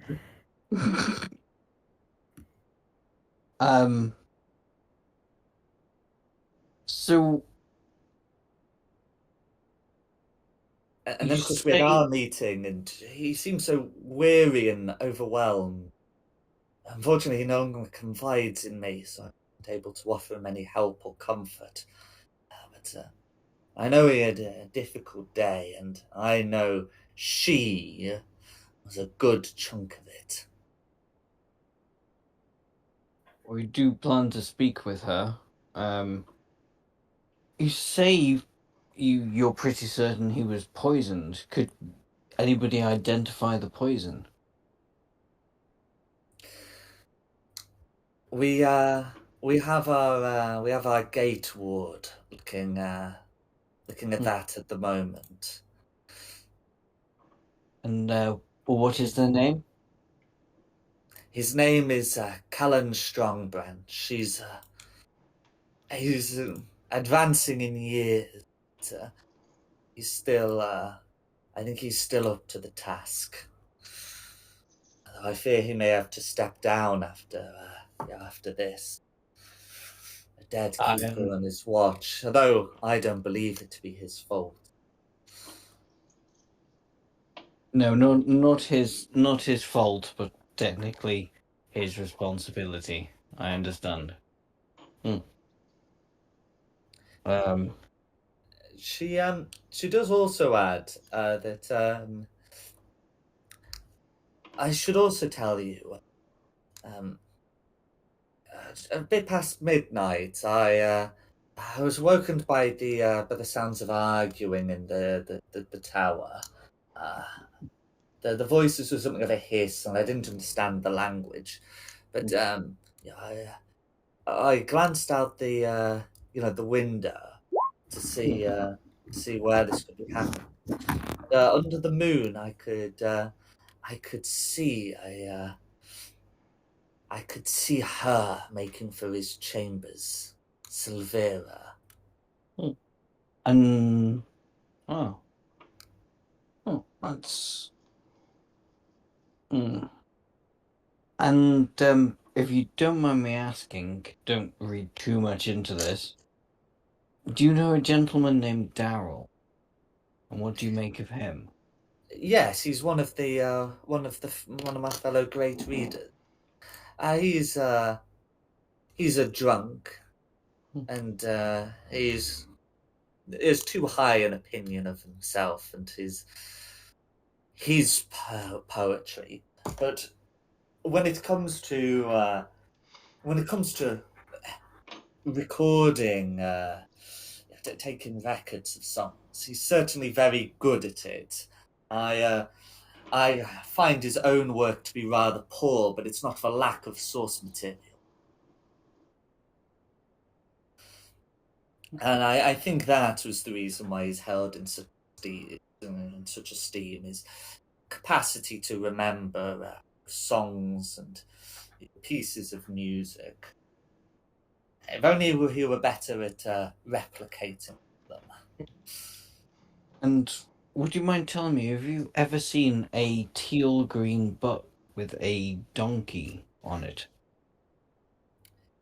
She nods and says, "Yes, it was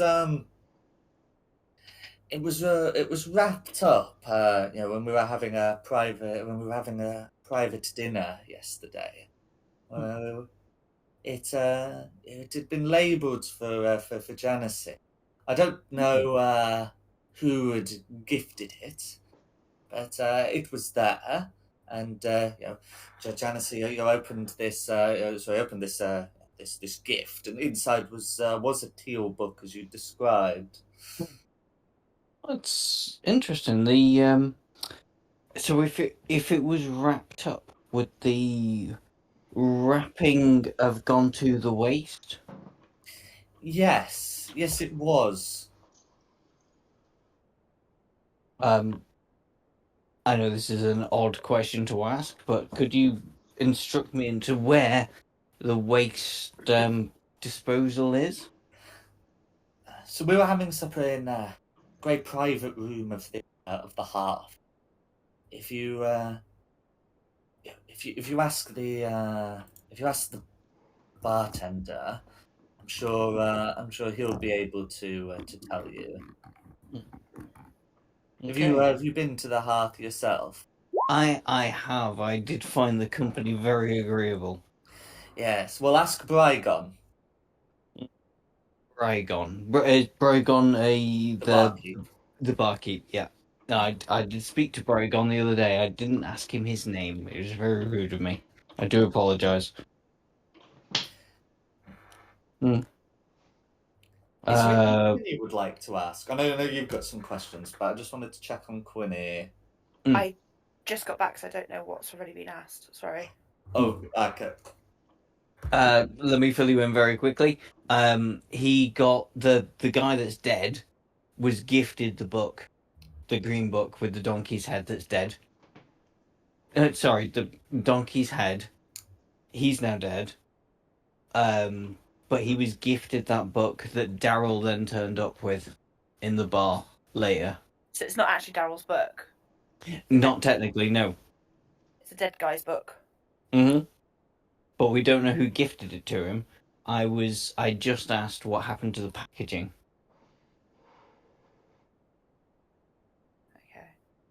What happened to the packaging? The guy at the hearth will be able to tell us. Okay. So we need to go back to the hearth then. I think so. I think, unless, well, you're welcome to ask anything else. Go for it. But yeah, I think the guy at the hearth might be able to tell us where the wrapping is from this book, which I think is poisoned. But we'll have to check it out. No, I haven't really got anything else to ask.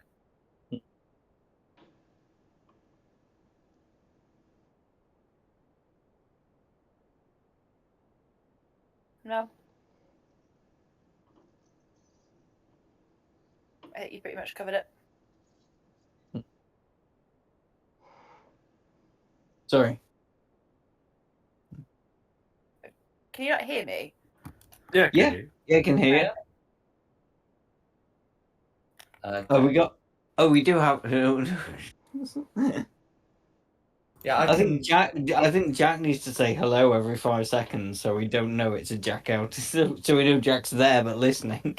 It's not a Jack. Yeah. Well, it's about like what's a pause and what's a you know, and what's we're done here. So in any case, you will be able to you know finish the conversation. Let Kazun get back on, and could the pair of you each make me a perception check, please? Me and Quinny. That's Or right. the guys in the bar. Okay. No, pair of you. 17. 19. Oh. 19. So as you're getting ready to hear, you can hear the sounds of something moving around on the roof. Another thing on the roof. Have we Also, got anything? specifically Shulong. Quinny can't. Shulong can because it's a. Okay. Quinny, there's some twat on the roof. I thought that was you. No, I'm not on the roof. And you are very much on the roof still. Oh, yeah, it's not technically the roof, it's the parapet. Okay. Well, anyway, there's on the roof. Can I investigate to see if I can see what it is? Okay. What's my laptop? So, Stop doing what it's doing. Okay, so Shulong's pointed out where it's coming from. So if you get Yeah. into a point where you can see onto the roof. I am a gnome. I jump up and down. Or you can just get thrown. You can see the following creature. Oh. Never split the party. We've learnt this. I mean, I can't. I can see a guy with a turban. Oh, that. Ah. Oh, Yeah, I hello. didn't move my screen across. Yeah, a large creature with a roughly anthropoid appearance, and does have horns. They're not quite like Calrissas. Whilst Calrissas are like assuredly infernal, these ones look more demonic. Okay. Quinny, Yeah. I know we can both see this, Yeah. but I'm suggesting maybe we don't. Can I investigate to see if I know what it is? Okay, so if you take the study action and it's a religion check. A religion check. I'm proficient. I should be 23. proficient in religion. 23. So much like Carissa with the description, you have the benefit of seeing the thing and a slightly higher check. You can tell this is like no demon you've ever heard of. It is definitely demonic in nature. The horns appear to be demonic, but the form is wrong. The form is too human to be like that of humanoid to be like that of a demon. This bears resemblance to like a very, very demonic tiefling. Possessed. It Not sounds like just an Arissa. abyssal tiefling, Yeah. but like Sounds like Carissa without enough a sleep. demon that looks like one. And Carissa clearly looks like an infernal tiefling. And it's seen her. Pun? Has it seen us? It does seem to be aware of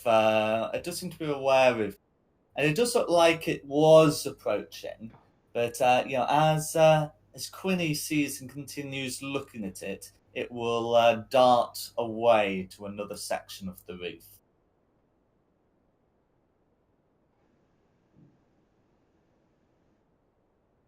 Do you do anything to inhibit it leaving? No. That's fine. This is get the rest of the party. Yeah. Yeah. Thanks. Yeah. Enjoy the stars. I suggest you go inside now. Oh, we've got like 8 other people to question here as well. Okay, 2, but still. So yeah, No, 3. presumably you're talking about there being some kind of demon on the reef. Yeah, Kazwin will also have a look, but seeing that it's scuttled off, we'll pack up the telescope and agree with your statements. Is that a glass roof though? Huh? Sorry, the roof. I mean, well, actually, we know people No. heard It is. about it It because is. they knew glass. about it in the It is book. opaque. Yeah. Yeah. I don't have too many like roof maps, you know, so you got to make do with what you got. Yeah. Yeah. But yes, it's not a glass roof. Mm. Well, no, it isn't a glass roof. Regardless, is there anything else you want to do here with Kazrin? Otherwise, she will also depart.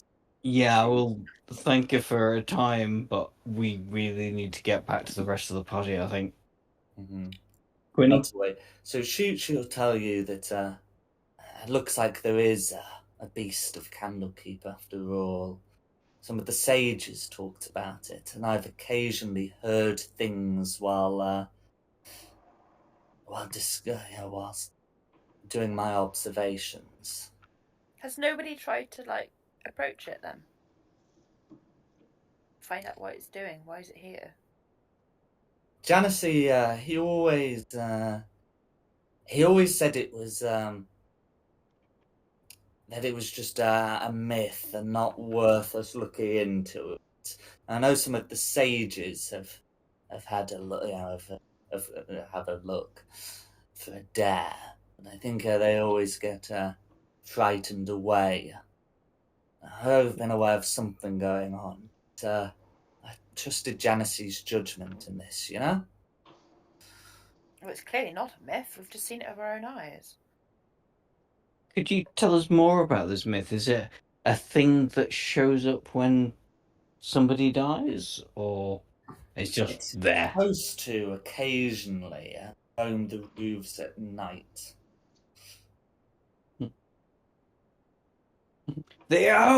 Oh no. I will say that whilst Janice didn't seem to believe it, I had heard things. I wasn't sure when he said it was a myth, whether it was just completely made up or that there was a perfectly reasonable explanation for it. I didn't question it.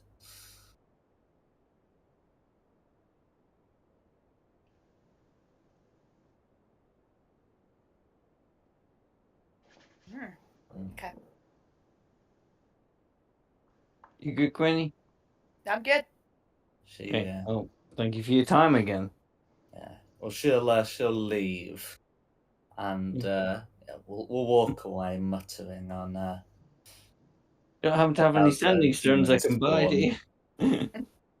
She shakes her head. She doesn't use those in as part of her investigate. Well, it was as part of her studies. And then I'll pop you back on there, and I'll keep the map. That's why we had a map for ourselves. Correct. In case you did fight the creature. No. Wow, no. We're stupid, but not that stupid. No worries. So you'll be heading to the hearth to look for this wrapping paper, right? Yes. Yeah, oh That's yeah. fine. That's where we're going to. Where everybody And else did is Dion already in the promise half, to go to aren't bed? they? That's where we are. Well, I was you in asking bed? if you were still there because I thought, I was asking if you'd still go there after your talk with Daryl. Oh, we were going to look for the other guys to let them know what we had. Ah, gotcha. So you'll find each other before you get to the bottom of the wrapping paper business. So that's fine. You'll be able to Okay. meet up somewhere between the observation deck and the hearth. Cool. Okay, relay that information. Shield him. Yes, yes. The stuff on Daryl's sleeve was blood. I can't. I mean, yeah.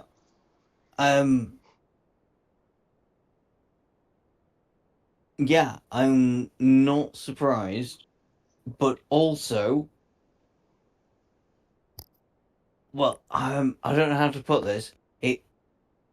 Genesi was poisoned, so he wasn't stabbed or anything. So there shouldn't really be any blood on him. I don't know why there was blood on him. Did you ask about the crime Is there blood scene? on Daryl? Yes, If we he was asked about the poisoned. crime scene. He was poisoned.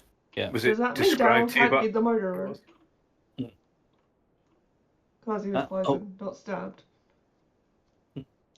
Yeah, but was there blood on the body anywhere else? Did they try and stage it to look like a murder by stabbing him post-mortem, or did they just poison him and weaken him? I should have asked many of those questions, all of which I did not ask.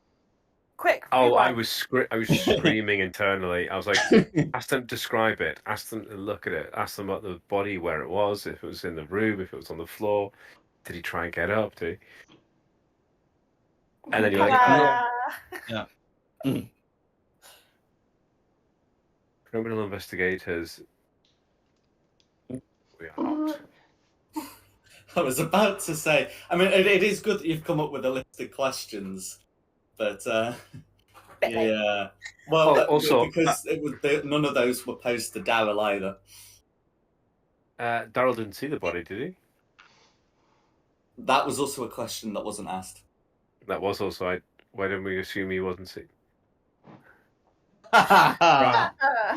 We are not good at this. Whee! No, we're getting there. We are getting there. We just, yeah. Is that? Are we going to go get Daryl, or are we going to forward Daryl back to his room and see if we can find the book? Yeah. This is no one's actually asked us to investigate this murder. We've just taken it upon ourselves. We're just being annoying. Well, I mean, playing our travel has been forbidden from Candlekeep, so you either have to solve the murder or find another way to get into Avernus. Yeah. Which, I mean, it's not impossible, but you are also here.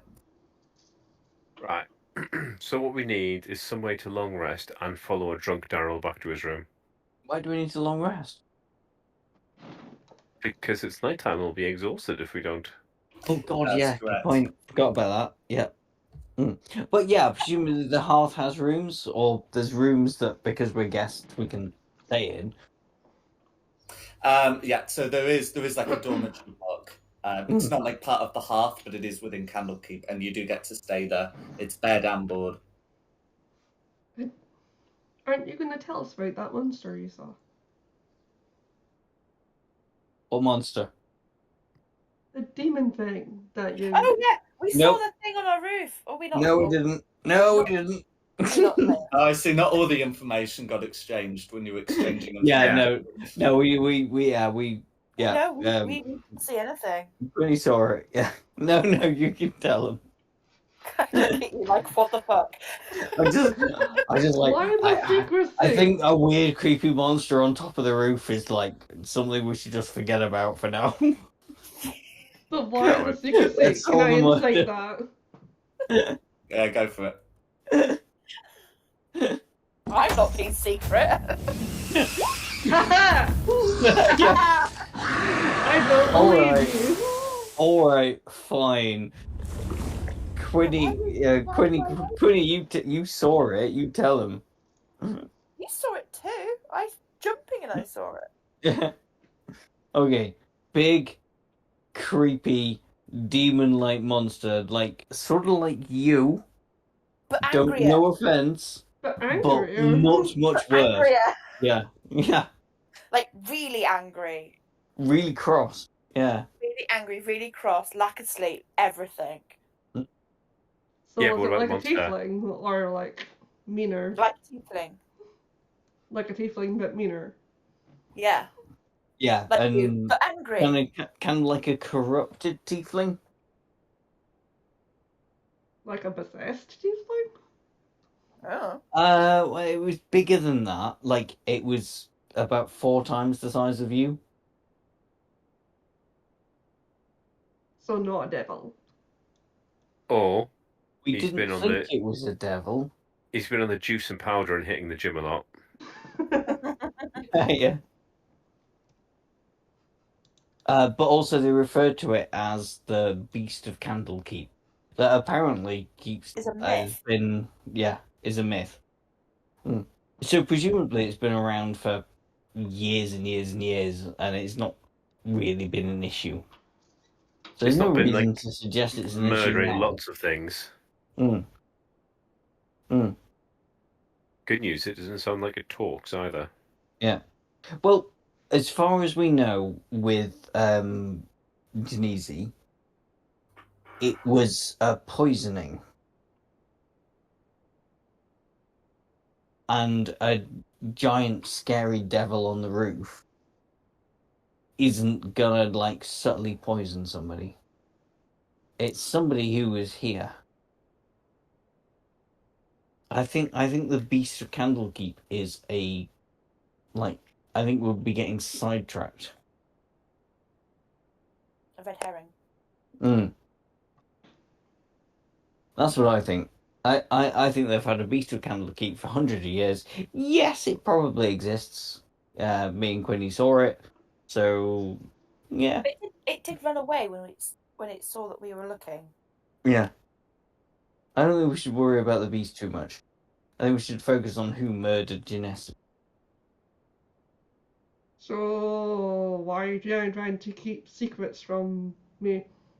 Or I us? just didn't want to Yeah, alarm you you know. because there was like something large and horrible on the roof that looked a lot like you. Were you scared you were gonna offend me? Yes, yeah, pretty much. That was it. Okay. Well, we've established it's not a tiefling, so if it's not a tiefling, I can't be offended. I mean, you said it looks like a tiefling, but it couldn't be a tiefling because it was like larger, right? Yeah. And meaner looking. Yep. Only a little bit mean. Yeah, touch and go on that one. Oh, come on, I know I can be fiery sometimes, but I'm not that bad.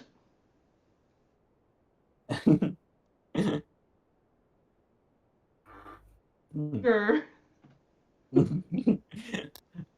Oh, I mean that was terrifying. I'm scared. Everybody else scared? I better do that again with thaumaturgic grr. A really loud grr.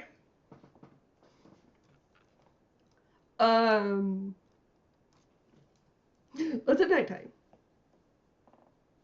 Like you know, there's gonna be like some hours before midnight, but maybe like 2 of them. Okay, so do we sleep?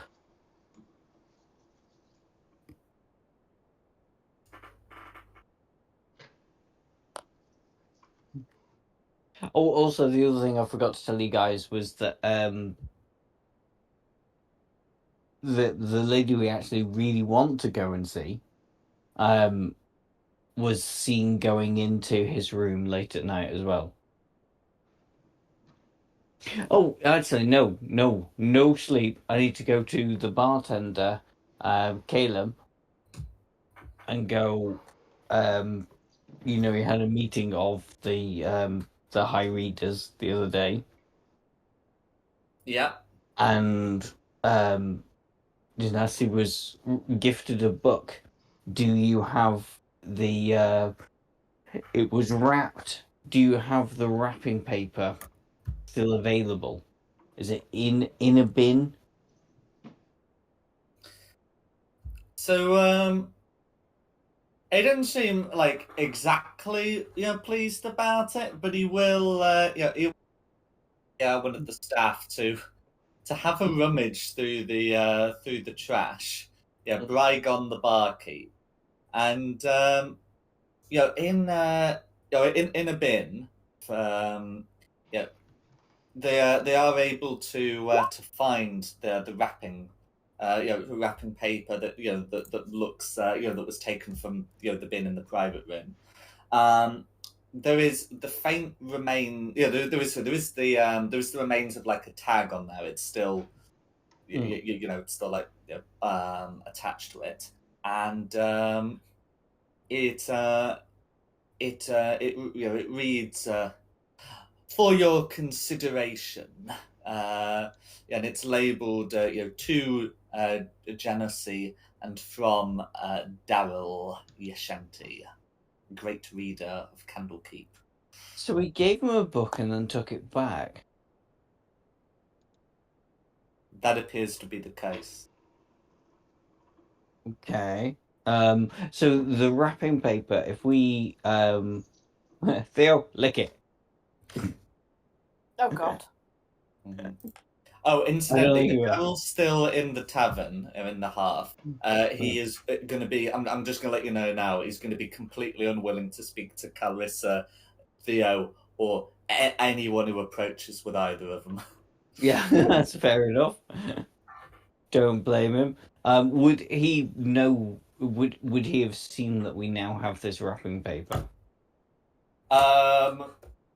At the moment, it is unclear if he can see anything. If he can see much of anything at the moment. He appears to have gotten quite drunk. He appears to be in a drinking to forget stage, and I do not blame him. Okay. Quinny, I think you're the best person to have a sniff of this wrapping paper and see if. Am I? Okay. Have a sniff of the wrapping paper. I'm not No worries. So, there doesn't appear to be much of any smell on the wrapping paper. Well, what smell were you looking for? Well, sniffing for? I was looking for some sort of poison. Because they said they'd been Okay. poisoned, and yeah, I thought it was in the paper. I guess I was wrong there. No worries. Yeah, so there's not like an obvious poison smell. I should really call for a perception check to confirm that, but I'm happy to let you know. It passes the sniff test, in that you're not sniffing anything, any poison. So why did Daryl give him a book and then come back with the book? That's a very good question. I mean, I'm saying that to the party.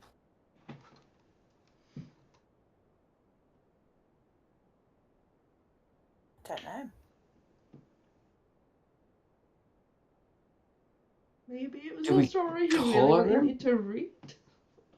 Or you just wanted it back? Or, oh no. I mean, we've got, like, we could grab Daryl, but Daryl's pissed. Do we just go and grab Daryl and confront him? He may not want to speak to you, but he's gonna have to speak to you if we grab him. But he is a high speaker of Candlekeep. Phil was So... the one being creepy, not me. Sorry. Sorry, Shall we say that what? again? I said Phil was the one that was being creepy, not me. Well, we've got a choice. We either, like, we all collar him and intimidate him, or only me and Quinny go because they've not seen him before, and we try and chat nicely. But to be honest, with the evident, like, the stuff we've got, I think it's a case of, yeah, pin him down. I'm being serious. Like, we've I thought he you'd do get it the nice way. yeah. You two go chat to him. I don't think it's going to be a nice thing. I think this is we have to grab Daryl and drag him off into a back room and go, why did you give him a book that you then took back? And now he's died from being poisoned.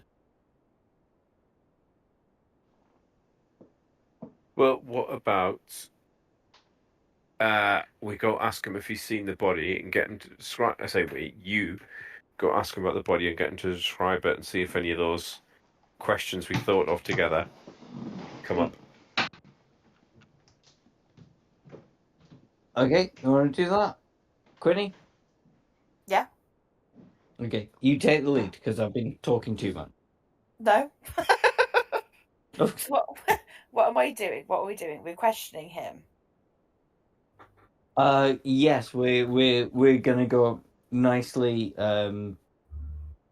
Speak to him. So we want to know, what do we want to know? We want to know when he saw the body, if he knows it had been poisoned, what position it had been found in.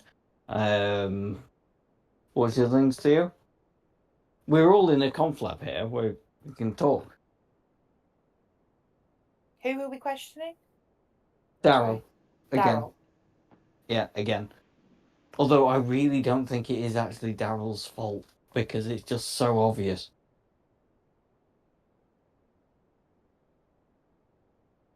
It's too obvious to be Daryl.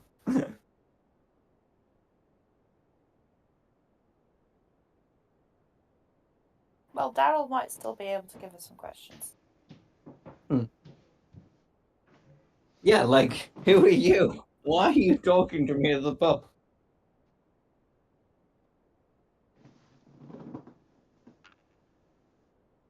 And I'll be waiting in the wings, just ready to go. So, Quinny, you're up. Go interrogate somebody. A little gnome. Mm-hmm.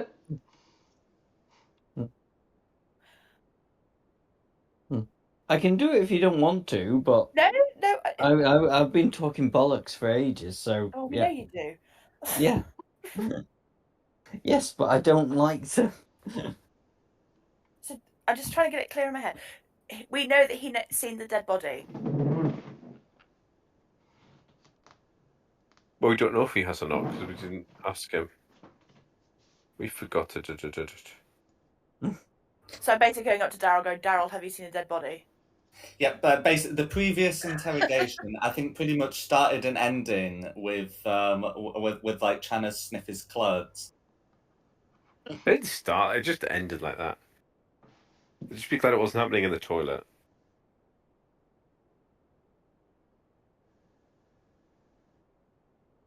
So what we want to find out is, probably ask about the book first. Did he gift the book? Why has he got the book when it was a gift to the old keeper of the tombs? And then you can move on to, did he see the body? Did the body have any blood on it? Did he? Yeah. Okay. And if he's being resistant, you can just go, is that a cat over there? And I'll just, if you beckon me over, I'll just sit in the corner, swishing my tail, staring at him. And the book's Daryl's. Yeah? Supposedly. The book Daryl gave to Genasi, who's the guy that's dead, but then turned up back with the book Okay. at 2:30 in the morning in the pub, pissed with a bloodstain on his arm. Okay. Hmm.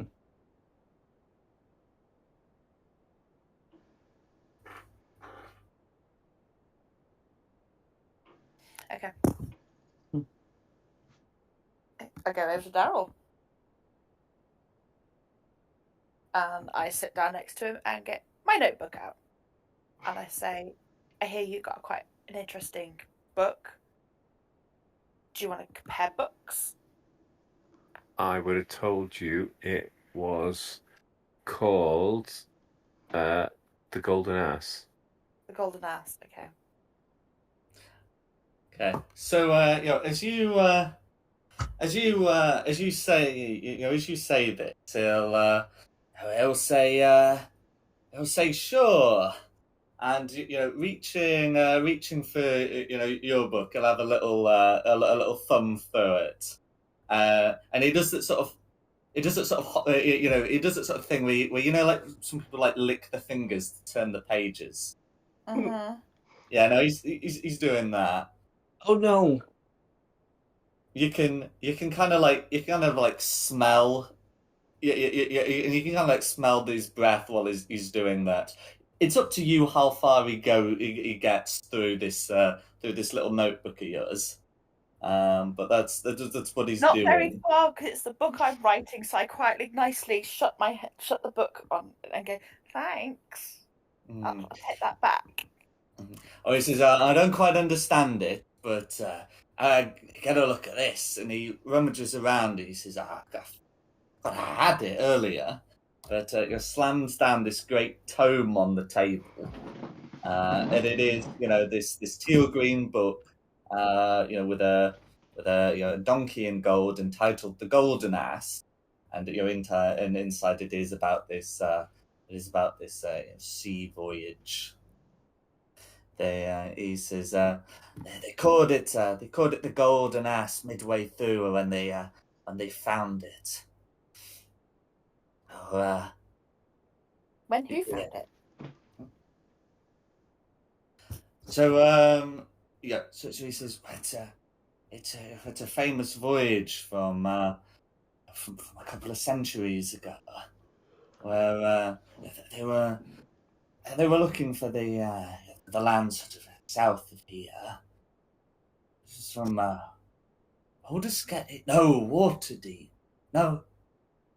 Yes, Waterdeep.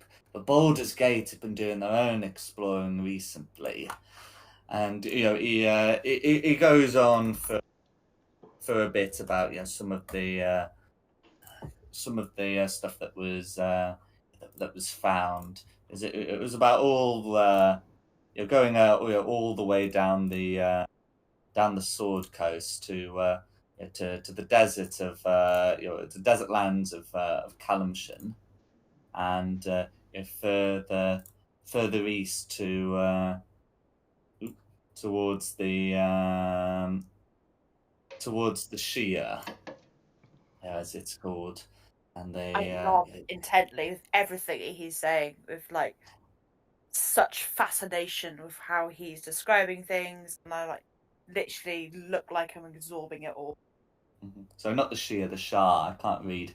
And how they found this this golden donkey in the in the Misty Vale, and decided to name the ship after it.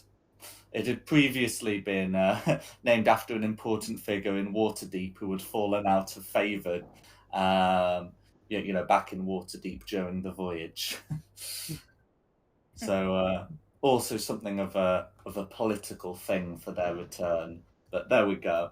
It's a much better story if you just think about it, being awestruck by this amazing sight and not by some petty politics. But anyway, and it'll talk a bit about it. And he said, but yeah, Baldur's Gate recently they tried their own voyage, but instead of going east in the Shining Sea, they went west, and they've gone and found something there now. And he'll talk about the book in great detail, but not necessarily to your benefit. Yeah, no, that's fine. So I then will go. I know it's a grim topic, Daryl, but you were seen coming out of, I can't remember the names, Janice's room last night. Now, were they happen to be dead when you left the room? Can you remember? He says, bloody yes, dead no. That Philistine wanted me to sell off priceless works of poetry to fund those worthless tomes and demonic planes of existence no sane person will ever visit, just to please his horned tart. He's not fit. He was not fit to be keeper of tomes. An uneducated bookseller is what he was. May God bless whoever bumped him off. But yes, I went there. I went to sort things out, and I had given him a gift of this book recently, and I wanted to talk more about whether he would have me sell these poetry works. And he was interested in this, all right. This book which cost me a pretty penny, yet he would still have Candlekeep sell off these priceless works of poetry. Well, I wasn't having any of that. If he wants to deprive me of mine, I'll deprive him of his, if it's mine anyway.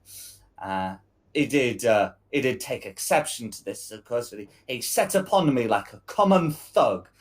Well, in defending myself, I caught him lightly on the nose, but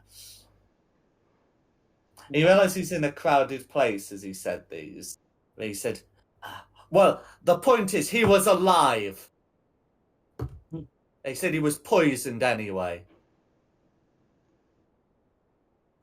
Who was he trying to sell poetry to? Do you know?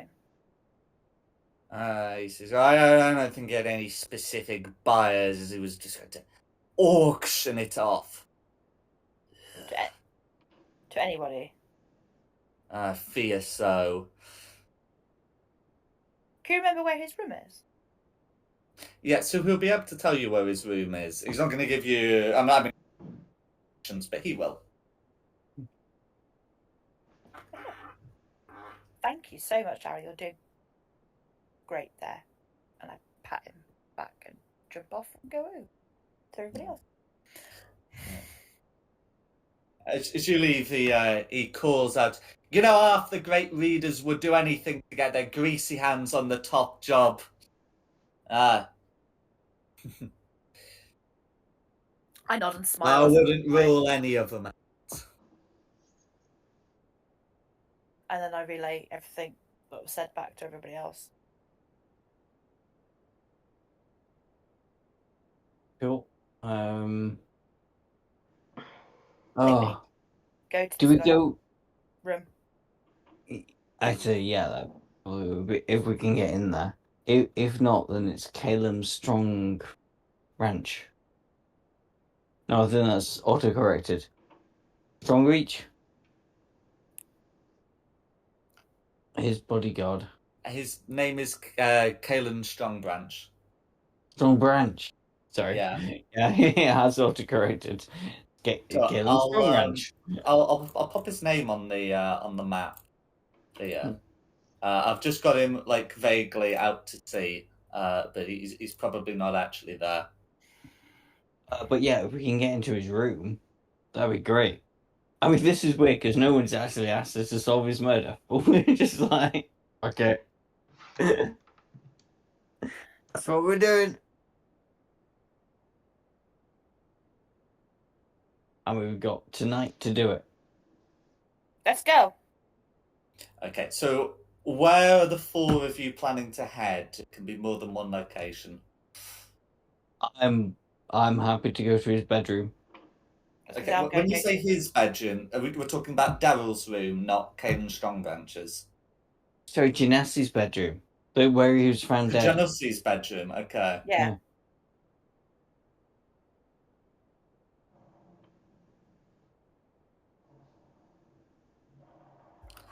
Yeah, I'm going to that Genesi's bedroom.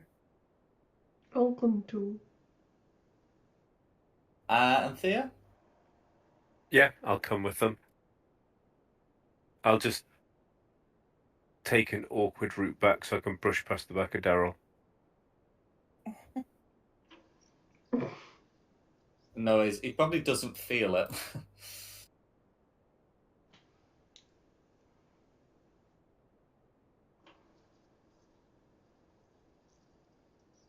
If you Okay. pickpocket him, can you see if he got any sending stones on him?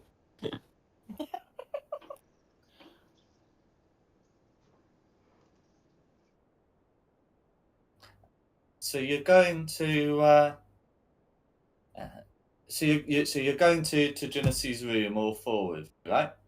Yeah. If we Right. can. You'll be able to head there. There are a couple of guards outside who are asking what what business you have here. Oh, this is the Theo job. I'll say We're we detectives. have very important business to attend to, and we need to investigate this murder before we can attend to the business. So please step aside. This is but a minor hump upon our road of glory. Can you make a persuasion check, please? Really should concentrate on this thingy because persuasion's not my best. Just lie. That's the thing. Yeah, I should start lying more. Lying's better. Uh-huh. That's why I asked for it to be your thing, because you lie. Uh-huh. Okay, with a 15, yeah, they'll say, all right, have a look, but don't take anything, or you'll be answering to the gate warden, and you will be Of course. allowed in. There will be like a couple of guards in there. We don't need to worry about where their positions are. You can see there's sort of like an antechamber to the room here in which there is a sleeping gnome, and in the main chamber here there is the corpse of Genesi. It looks like someone's put a gentle repose on him, which allows sort of like investigations to be carried out without having to move the body. Can we sneak past the gnome without waking it up?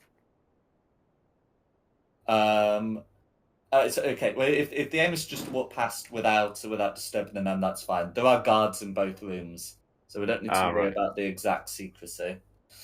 Should we Just maybe wanna- speak to the gnome? I want to look at the body uninfluenced first. Mm. What position? Does it look like they were trying to move? Does it look like they realised they were poisoned? Is there any more wounds on them or just a broken nose? Okay. So can you make me a medicine check, please? Guys, you've got to jump in. Don't let me say something that requires me to roll. Oh, that's good. Go on, girl. Yeah. That's a good roll. So with the 16, you reckon that you've got a pretty good idea of what's been going down. So having a look, Genesee appears like slumped at his desk, and it's clearly that the skin complexion's all wrong. There's clear signs of poison. However, you can see some blood on the floor and sort of moving the head back and getting like a close look from like here. You can see that someone's made a large cut on his chest, and that his heart's been removed. You can also see the signs of the bloody nose as well. The victim's nose appears is definitely fractured and bruised. I'll point out that removing a heart is pretty messy business, but there's not that much blood, so it's probably done post-mortem. We've seen this before, haven't we?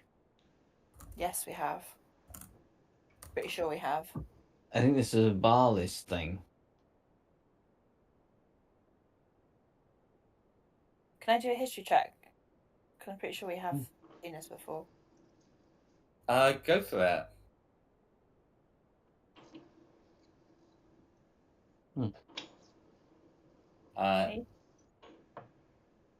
So a history. So with an 11. So you kind of remember that like sometimes bile cultists will like remove stuff like this, but it's often but they've often left like a mark of bile, of which there's none on the body. Does the blood have a trail?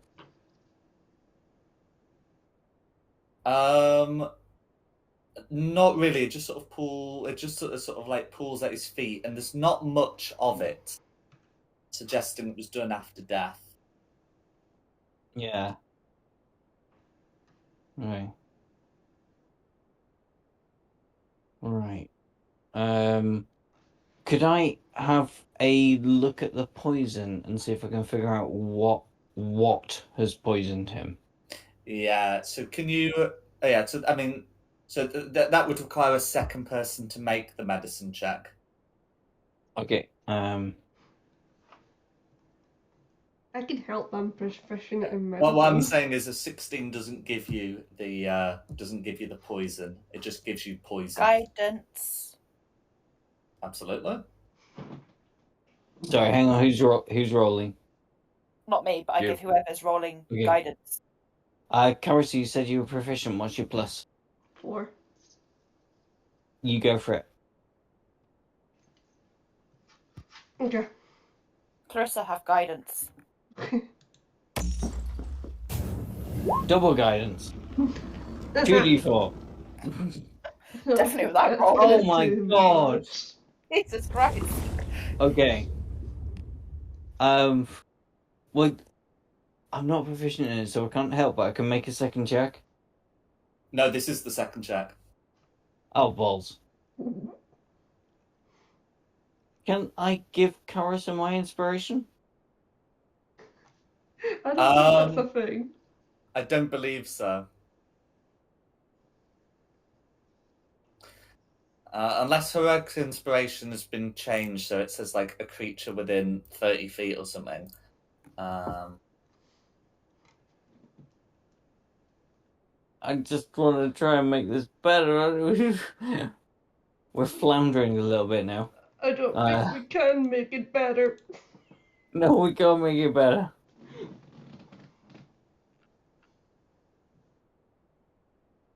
Let's see. Heroic inspiration. You can expend it to re-roll any die immediately after rolling it. So that's you who are rolling it. We're just floundering a bit, and we're starting to struggle. Can I investigate it instead of medicine? Investigate.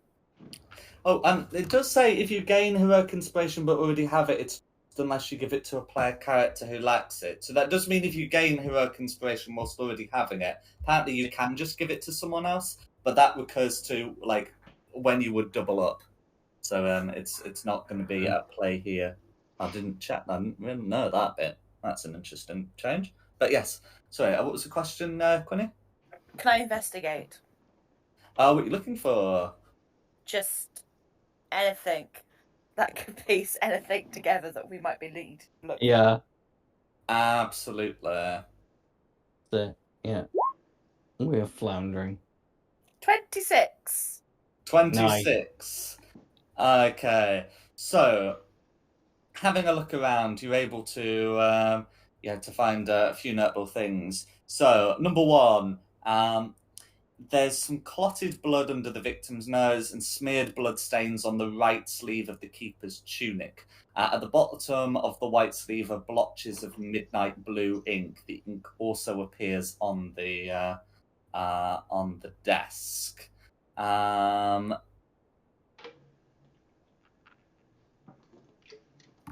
Yeah. You can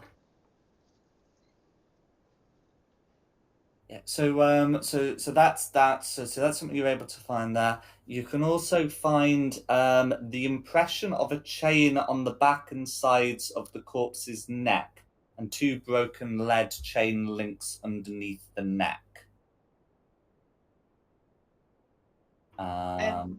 I check to see if the guard's looking at where we are. The guard's looking at us. Mm-hmm. So was that bruising around his neck?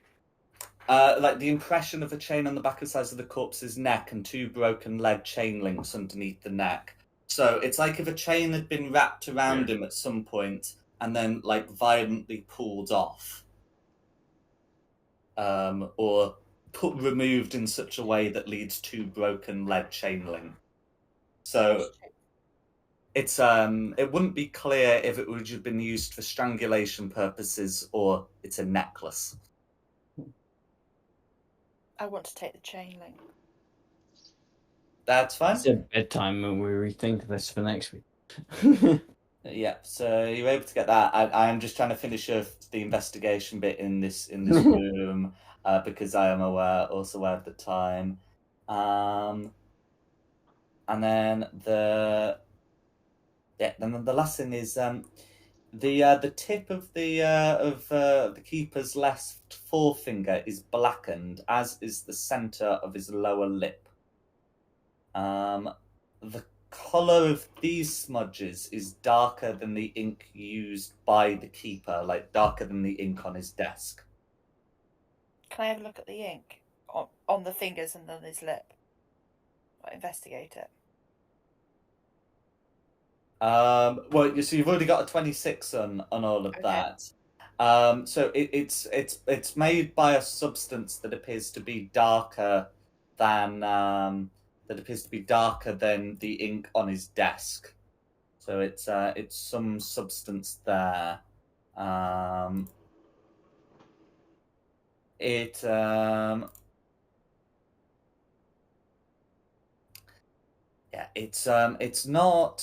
entirely clear what it is that sort of left these marks, but it looks like a darker ink.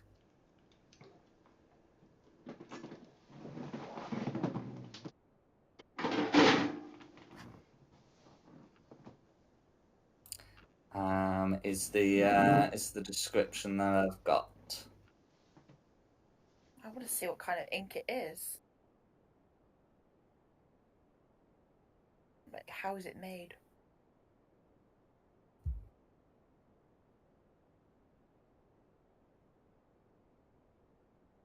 Does it? Oh no, it does say what it is. Sorry, no, I missed a section of the text. So this is important. The darker substance does it does appear to be like ink, but it's been ink that's been stained by something. And with the 26, you know that it looks to have been stained by the poison known as midnight tears. There we go. I knew it had to say that somewhere. So with this one, a creature that ingests this poison suffers no effect until the stroke of midnight. If the poison has not been neutralized before then, the creature, con save some damage involved. So you could get it any time during the day. You could get 23:59.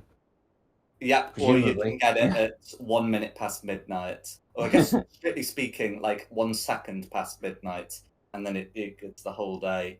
So that's what you're able to determine, that this darker substance appears to be like a reaction between it appears to be like a reaction between like some of the Ingon is it appears to be like a reaction caused by the midnight tears mixing with this saliva. Mixing with saliva that's caused it. There we go. And that's important when reading text with 2 columns, that you always scroll all the way to the bottom. But yes, that's what the darker substance is, and that's what you've been able to identify with your 26 investigation. A very good roll. So he was poisoned at some point during the day, and then it took effect after midnight. Correct. And you're able to find traces of this substance on his finger and around his mouth. So he's obviously dipped his finger in something.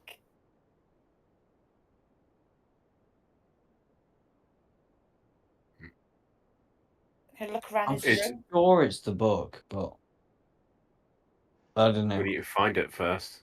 Mm.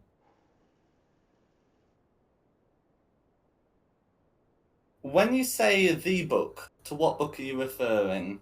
The Golden The Axe. Golden Ass Jinx. Because Quinny Yeah. has seen it out recently and then put back into Daryl's pocket, in his robes. But he's Yeah, not but- poisoned, obviously. But he didn't lick it, did he? He didn't lick his finger and wipe it over the page as he flicked And then through. looks at the wrapping. Yeah. He did look at my book, though. Yeah. So and that's how he got the idea of licking the finger. Oh. No, but it was the other guy that licked a finger, not... Yeah, what I'm saying is He didn't the lick the Keeper of finger on a Tombs. book. Keeper of Tombs could have licked his finger to turn the page as well as he Yeah. flicked through it. Yeah. Yeah, Jack did say he doesn't make a big show of licking his finger, and yeah. So we need to know what books have come into this room, books he's seen in the last 24 hours. It's got to be that book, surely. I've touched that book. You didn't lick your finger though. You didn't lick your finger. No, I didn't. Lick your finger. Let's see what happens. I've got a diamond, I've got Revivify. Oh, God. Okay. I'll find Daryl again then and lick my finger.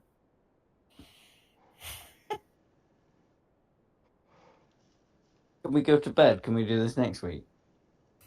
Yeah, it's fine. I just wanted to wrap things up in this room because there's also Oh, a person that can be talked to.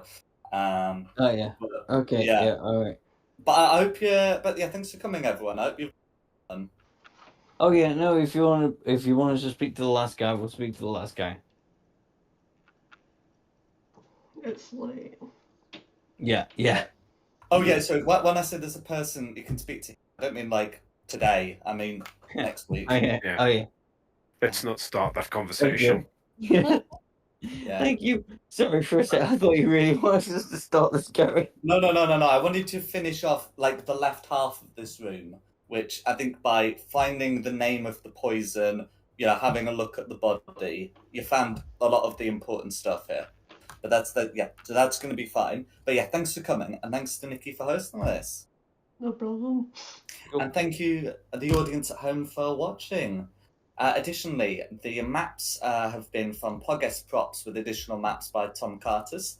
The tokens have been from Wizards of the Coast, and the music has been from Serpent Stand Studios. This has been Fate of the Dice's Descent into Avernus. Right, with a good one. I look forward to seeing you next time. Bye. Bye. And let me know when we're